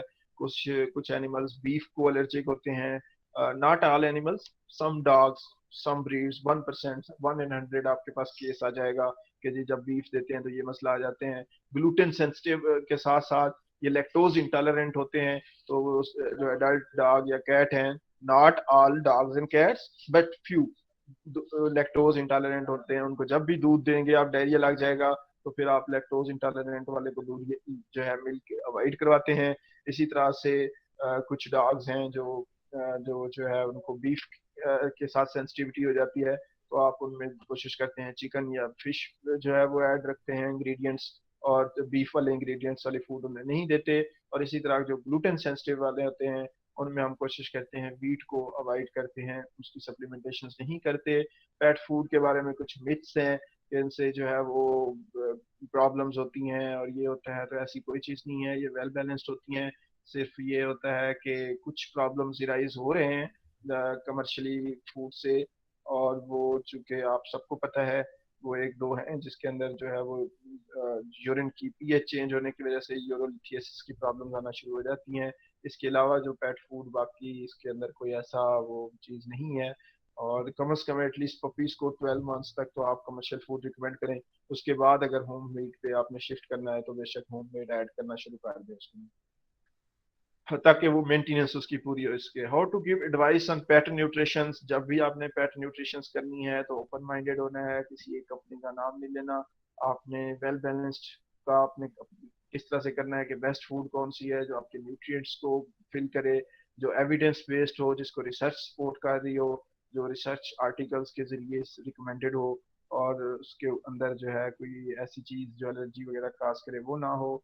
और जिस तरह से ओनर किस तरह से फूड चूज करते हैं, ओनर जो है वो बहुत अपने पेट्स को लव करते हैं, उनको शहजादों की तरह रखते हैं, और फूड के मामले में वो कॉस्टली और पैसे को नहीं देखते, और वो कहते हैं हमें क्वालिटी चाहिए, उस क्वालिटी जिससे हमारा पेट जो है वो हेल्दी रहे और एक्टिव रहे। तो इसलिए चॉइस करते हुए जो फूड है ओनर की, वो they doesn't matter the money although some matters, लेकिन जो सही पेट्स लवर्स हैं, जो ज्यादातर मेजोरिटी पेट लवर्स हैं, वो पैसों की परवाह नहीं करते, फूड को सिलेक्ट करते हुए वो क्वालिटी की परवाह करते हैं। तो इसलिए it's the guarantee of vets, it's the duty of vets, it's the duty of breeders, और हम सब लोगों की जो हम पेट्स को जानते हैं कि हम ज़्यादा से ज़्यादा अवेयरनेस दें और उनको वेल बैलेंस्ड फूड और उसकी मार्केट में अवेलेबिलिटी और उसके पीछे सिंथेसिस और वो चीज़ें ज़्यादा से ज़्यादा स्टार्ट हों, ताकि न्यूट्रिशनल प्रॉब्लम्स ख़त्म हो जाएं और न्यूट्रिशन के ज़रिए ट्रीटमेंट डिजीज़ को पॉसिबल की जा सके। तो जब भी कभी आपने फूड रिकमेंड करनी है,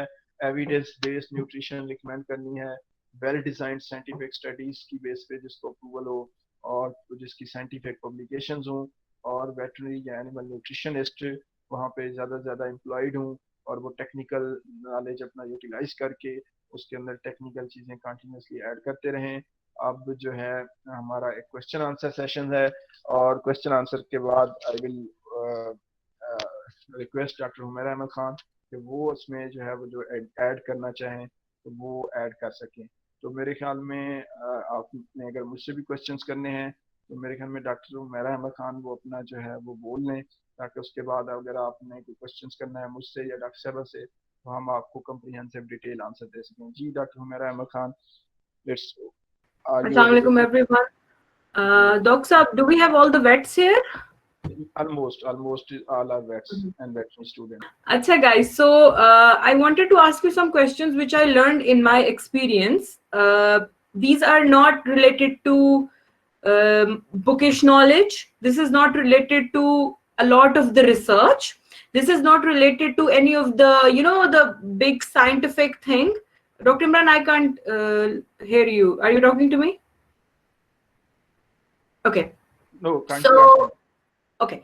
So I want to talk about some like the real stuff that the owners will ask you about. So the first question is that, do you suggest boiled eggs to cats specifically?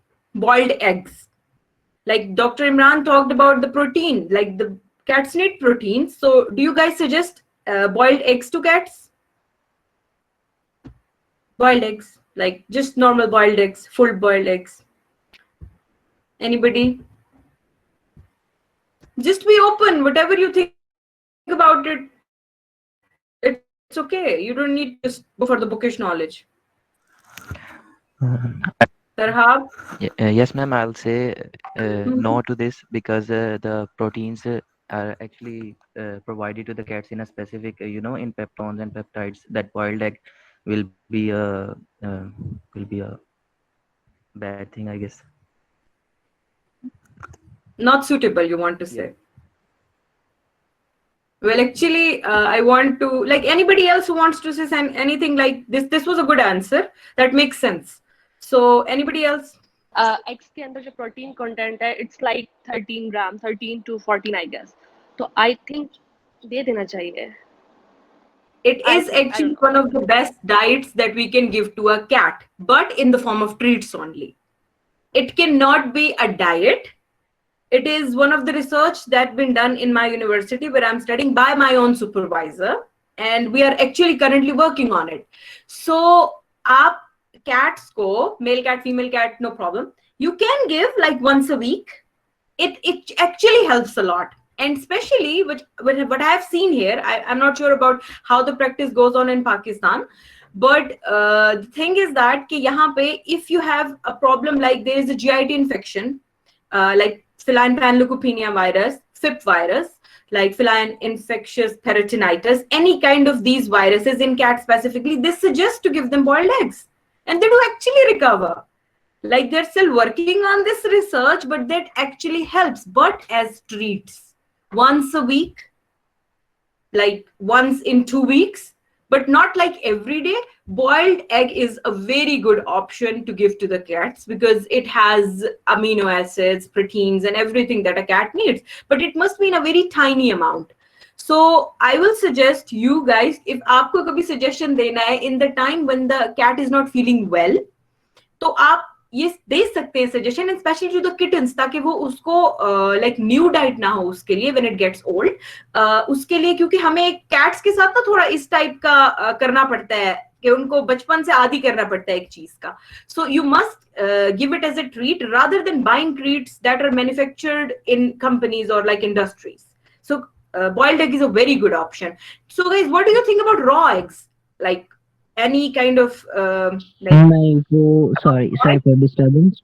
Mhm. They should not be given, I guess, because they can cause some kind of diarrhea and other infection like salmonella is most common in rags. Is it about the raw eggs or the boiled eggs? It's about raw eggs, not for the boiled eggs. Scrambled eggs are Exactly. very good diet. Exactly. So it's actually contraindicated because a lot of people think like if you can give the boiled eggs, you can also give the raw eggs. Like they even mix the raw eggs in the like I don't know, wet food, the pet food, that's the jelly, the thing. They even mix it in it and give to their pets. This is one of the major problems that we face in Europe and Turkey. So I hope Pakistanis don't do that. But this is actually a very big problem to make it wet. So ma'am yeah. There is one more problem Hmm? Ma'am raw eggs के साथ एक और problem ये है कि like उनकी जो protein availability है वो बहुत कम होती है as compare to boiled one. Mm-hmm. So we are actually not right now focusing on protein availability because it's actually a treat. Like we're not giving it every day, so it's not as used as a food. So the thing is that salmonella and E. coli are the major problems, and you know what salmonella causes in cats and even in humans, and especially the E. coli. They don't do anything at the spot maybe, but if you use it for a long time, the raw eggs, it can lead to a lot of problems. So yeah, that was the right answer. So and one more thing, what do you guys think about giving bones to the cats, like fat trimmings and bones? Because I have personally seen being done in Pakistan, even the manufacturally like industrially prepared bones. What do you think about that, the treats I'm talking about? I want to add something. If you give eggs frequently and these are raw eggs, the raw eggs contain avidin, and this avidin will combine with biotin. This is a vitamin B7. So the availability of this amino acids will be decreased, और इस तरह से ये इस biotin की deficiency होना start हो जाएगी. तो इसलिए हम treat के तौर पे दें, that's good. और स्पेशली अगर मील्स के तौर पे देना है तो फिर हमें इस अमीनो एसिड्स के लिए जो है ना, इसलिए हम रूटीन में इसको एज ए मील्स नहीं देते. Okay, Dr. Saab, sorry to interrupt. We have only 2 minutes. Let's move to the fats and bones. Anybody? Fats and bones? Very common thing we give to our cat. Yes, Abdul Ali. Well, I guess if we give bones that are industrially made, I have seen kind of cases where the bone is kind of we can see stuck in their throat. If that is given just as a treat, we can say that's good. But if they are going to eat it, it might be problematic. What kind of problem? Like stucking into like choking, for example. Okay, so giving bones and fats to the cats in developed countries is actually contraindicated, like not allowed at all. Why is it so? The thing is that both cooked and uncooked, like it's not a question about like your fat or your bone is cooked or uncooked. The thing is that it causes a very deep intestinal upset with the passage of time. So the problem is that we actually think that they are carnivores so they can take it, but it is not a very good option, even as a treat. So this is one of the research I'm talking about. It's not actually much helpful. So for cats specifically, for dogs it's fine, but for cats specifically. So I won't say yes to that one. Anyways, Dr. Saab talked about raw meat and fish.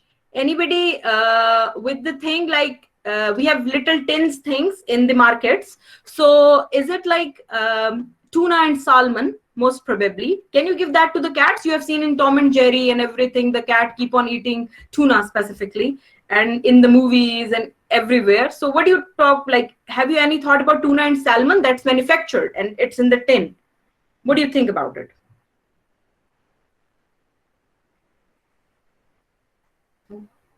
Okay, I'll tell about it. So as Dr. Imran told you, raw fish is like contraindicated. It's like kind of not allowed at all. But the problem is that we can give some raw fish. So the cat can take salmon, but the dog cannot take it. And at the same time, the cat cannot take tuna, but the dog can take. So there are a lot of things that we need to do our research about. But actually, the salmon does not do this thiamine thing a lot in cats. You know that the problem that it causes, it's not that much. So it is actually a little friendly to the cats. But as you know, Pakistan, we don't eat that a lot, the tin thing. So yes, we will not focus a lot about it. So tuna is actually the one that causes mercury poisoning. And mercury poisoning, as you guys know, is not a very like little bit like kind of little bit problem, but it's a very huge malnutrition problem. So tuna is one of the most bad things that we have been doing to our cats for a long time, thinking that tuna is so friendly, but it's not. So one more question. Liver. I have seen here in Turkey and even in Pakistan, when your cat gets sick, you give them boiled liver to make them, you know, just get the energy and stuff. What do you think about it? Liver, specifically the liver, animal-based liver, obviously.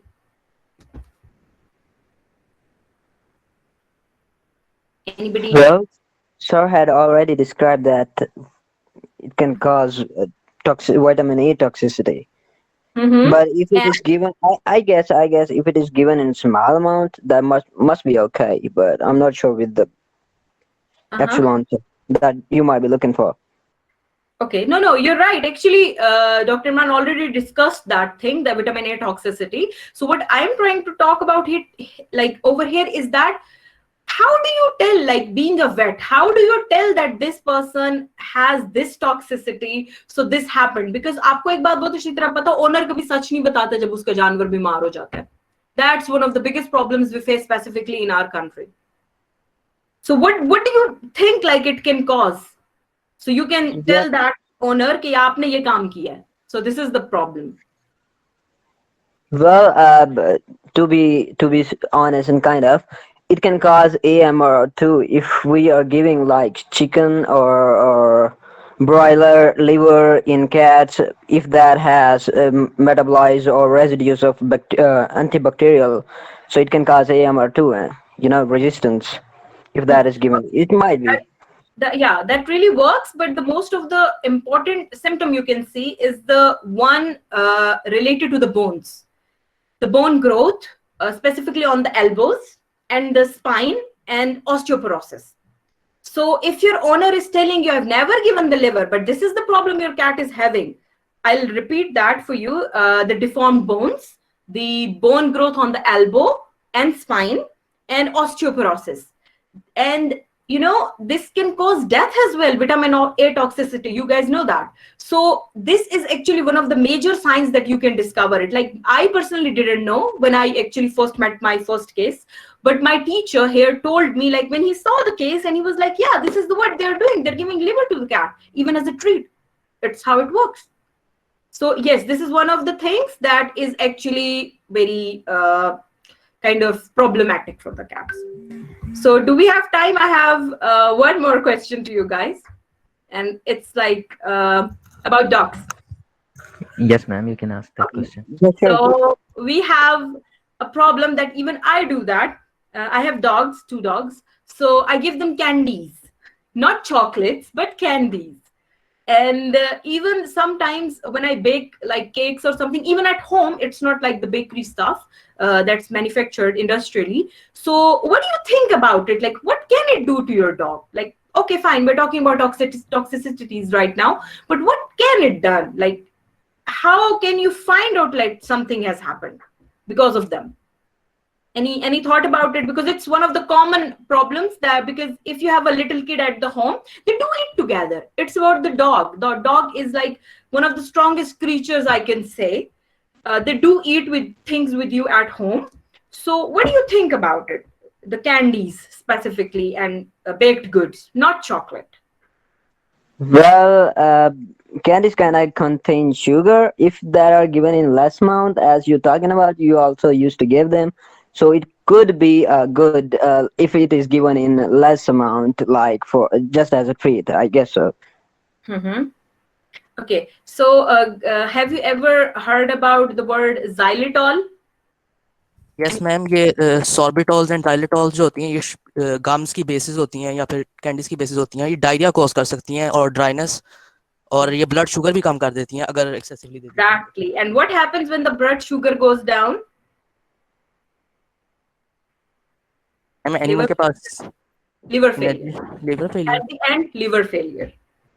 And it won't happen so early. Like, aapka age, the dog can be having this problem, and you're not able to diagnose it as a vet until it's like 6 to 8 years old, because it's like a slow killer.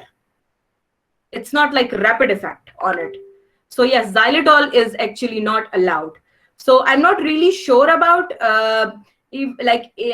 the candy that's eclairs without the chocolate, the eclairs without chocolate, the caramel candy. I'm not sure if they're using xylitol to create it or not, but my dogs do eat that a lot and they love it. So we must think about it, that we shouldn't be doing this mistake. And yes, you're right, it does cause vomiting, lethargy, and yes, coordination problems as well, along with the liver failure. So this is one of the problems that we must think about it, because we love our animal and we're eating something so they can eat that as well. So I have been giving them pizzas, I've been giving them cakes and everything, so they're okay with it. But yes, when they get old, they will be having a lot of problems with that. So yeah, and one more thing I want to add here. We when our dogs and cats get sick, we give them baby food. Have you ever heard about this thing, baby food? Like giving the manufactured, yani industrially based baby food to your cat and dogs. Anybody? No idea. Cerelac is a baby food. Yeah, I have heard that people give to the kittens like lactogen formula or Cerelac. Yeah. So, you know, as you people were kids once, but you don't remember, obviously. So, if you have siblings at your home or cousins or anybody who eat those things, the baby foods, they come in like, okay, rice baby food, vegetable based baby food, and blah blah blah blah blah. So, do you guys know they have onions and garlics in them, like in a very small amount? And this is, they kill the red blood cells of the dogs and cats, but not the humans. And this is actually not very good for them. Like for a long term, you cannot use that. So I wanted to add it, like baby food is one of the things that we strictly should not allow our cats and dogs to eat, specifically the kittens and the puppies.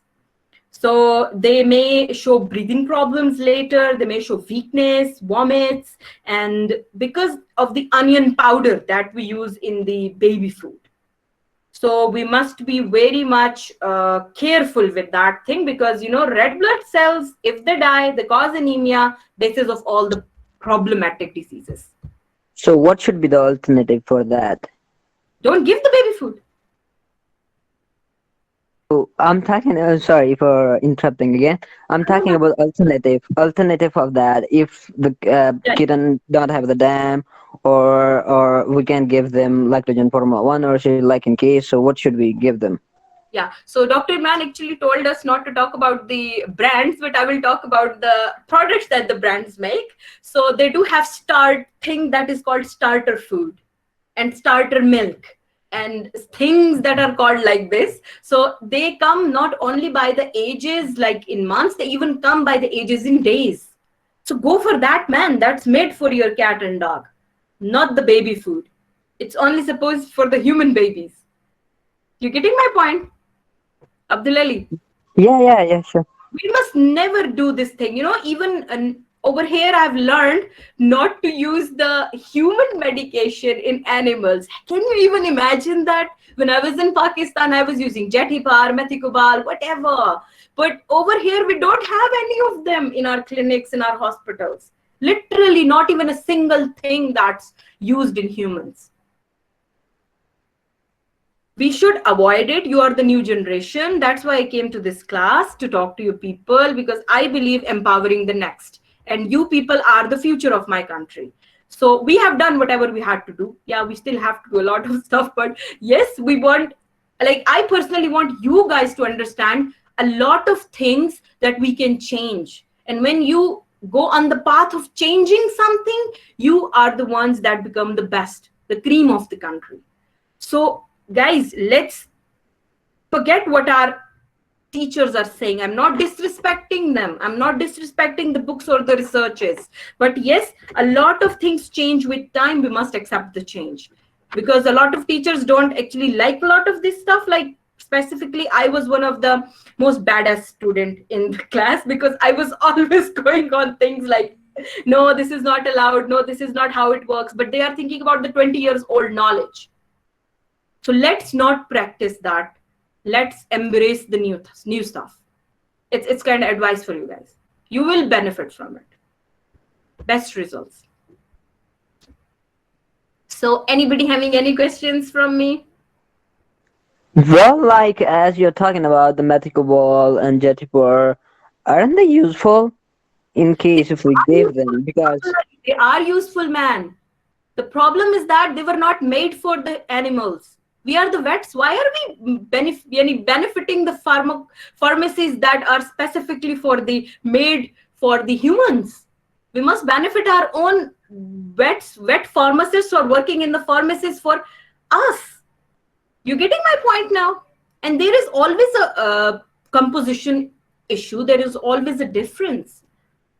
We must actually, we can use until we don't have a substitute, but we should develop the substitute. There may be a lot of students here who are thinking about joining the veterinary pharmacology in future, or they are thinking about joining the veterinary microbiology in the future. They are the future of our country. Why shouldn't we benefit them? Why shouldn't we buy from them instead of buying from the other people who actually is not gonna help us a lot in our profession? You getting my point now, what I'm talking about? Yep. Make your own castle, rule the castle, rather than than going to somebody else's castle and becoming their soldiers. This is what I'm talking about.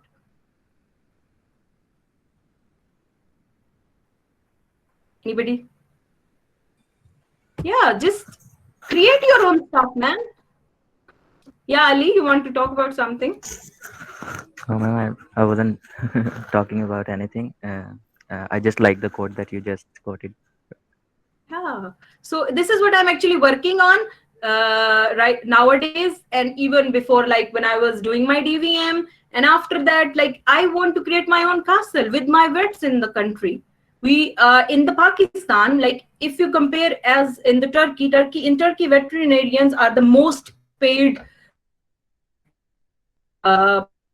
professionals. Most paid, not even the dentists, not even the MBBS. The most paid are veterinarians. Why? They have their own formulations of everything. And I feel that. And I really feel that. In my country, we are not like that. I know this. And we must do that. You're the cream, you're the upcoming generation. You can do it with us. So yeah, try creating your own stuff. Be the new ones, the inventors. Thanks. Any questions?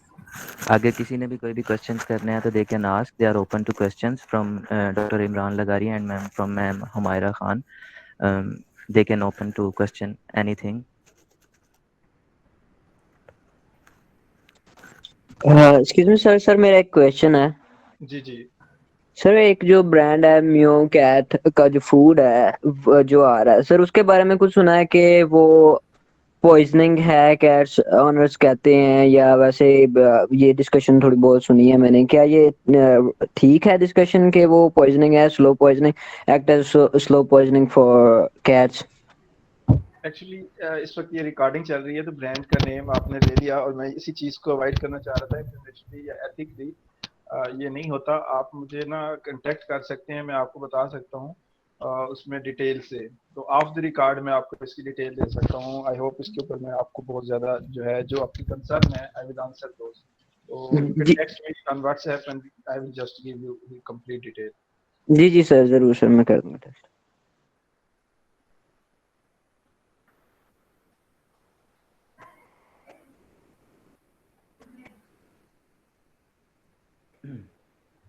तो मेरे ख्याल से questions यही थे. एक question sir मेरा था, वो क्वेश्चन ये था कि आपने बताया कि वीट से जैसे ग्लूटिन टॉक्सिसिटी हो जाती है, तो sir do we have any specific test like CBC वगैरह करते हैं, या किस तरह से हमें टॉक्सिसिटी का आपने यानी सुपरफिशियली बताया था कि टॉक्सिसिटी जिन जिन फैक्टर्स से होती है हमें उनका पता चलता है. तो do we have specific test for those nutrients those are toxic actually? हाँ अली नईम ने बड़ा डिटेल्ड क्वेश्चंस किया है. बेसिकली होना ये चाहिए, जिस तरह के हाइपर सेंसिटिविटी या इस तरह के इश्यूज आते हैं तकरीबन 40 to 50 इंग्रेडिएंट्स फूड में होते हैं दैट कैन कॉजेज एलर्जी. तो जो डेवलप्ड कंट्रीज हैं वहाँ पे उन्होंने स्ट्रिप्स डेवलप की हुई हैं उन एलर्जेंस के अगेंस्ट, और वो जस्ट एक सिंगल टेस्ट के अंदर डायग्नोज कर लेते हैं कि ये किस किस चीज़ को सेंसिटिव है. तो वो जो है तो मेरे ख्याल में हमारे यहाँ हमारी कंट्रीज में अभी ये अवेलेबल नहीं है टेस्ट. लेकिन हम हिस्ट्री से, जब वो हिस्ट्री दे रहा था स्किन का इशू आ रहा है, हमारे पास एक डायग्नोसिस बनती है जिसमें हम जब स्किन स्क्रैपिंग करते हैं वो नेगेटिव आ जाता है, डिमोडिकोसिस को, सार्कोप्टिस को नेगेटिव आ जाता है, फंगल को नेगेटिव आ जाता है. अब हमारे पास लिस्ट बनती है मेटाबॉलिक की, और मेटाबॉलिक में जब हम कुशिंग को रूल आउट कर लेते हैं या एड्रिनल को on the basis of history, although उनके भी टेस्ट हमारे पास नहीं है, तो फिर जो है हमारे पास एक ही ऑप्शन बचता है, उसे हम कहते हैं एटोपिक डर्माटाइटिस. और वो जो बुक है, लिटरेचर है, उसने बड़ा हमारे लिए आसान कर दिया. Atopic dermatitis is the dermatitis जिसकी इटियोलॉजी अननोन हो. और वो उस इटियोलॉजी अननोन में जो जब फीड की हिस्ट्री हम लेते हैं तो उसमें हम एक फैक्टर को ले लेते हैं कि वो कहता है जी हम मैं रोटियां डालता हूँ, तो हम कहते हैं ठीक है आप इस रोटी को रोक दें, और हम उसका फॉलो अप करते हैं 10 से 15 दिन बाद. अगर उसने रोटी को रोक लिया और 10 से 15 दिन तक हमने उसको एक स्टेरॉइड का शॉट दे दिया एंटी इन्फ्लेमेटरी के तौर पे, और हफ्ते बाद वो दोबारा हमारे पास आया और वो कहता है जी प्रॉब्लम सॉल्व है, और उसके बाद वो दोबारा जाता है और एक हफ्ते के बाद वो दोबारा रोटियां देना शुरू कर देता है और प्रॉब्लम इराइज हो जाती है। तो ये हमें हमारी जो थेरापी को, हमारी ट्रीटमेंट को जो रिस्पांस आता है, ये हमें कंफर्मेटरी डायग्नोसिस देता है। तो हम सबसे पहले अपनी हिस्ट्री की बेस पे उसको डिसकंटिन्यू करा देते हैं, तो हमें मोस्टली केसेस रिस्पांस देना शुरू कर देते हैं। तो जस्ट इस बेसिस पे मेरे पास एक क्लाइंट आया, तो मैंने उसने इससे हिस्ट्री ली, तो उसने कहा जी मैं इसे रोटियां खिलाता हूँ। तो मैंने कहा जी रोटी आप बंद कर दें, there is a chances of gluten sensitivity, तो ग्लूटेन एलर्जी हो सकती है इसमें। तो उसने कहा, वो एक दफा ना शॉक्ड हो गया मेरा ये क्वेश्चन सुन के। मैंने कहा जी व्हाट हैपेंड? तो कहता है जी हमारी पूरी फैमिली ह्यूमंस की ग्लूटेन सेंसिटिव है और हम खुद जो है वो जो वीट है यूज नहीं कर सकते, और हमारे पेट को देते थे, तो अब हमारा पेट भी जो है ना हमारी तरह सेंसिटिव हो गया। तो मकसद बताने का ये है कि हम जो हिस्ट्री लेते हैं उस हिस्ट्री की बेस पे टेंटेटिव करते हैं, और टेंटेटिव जब हमें रिस्पांस देना शुरू करता है वो कंफर्मेशन हमारी बन जाता है। टेस्ट पाकिस्तान में नहीं है, डेवलप्ड कंट्रीज में है। जी ठीक सर, थैंक यू।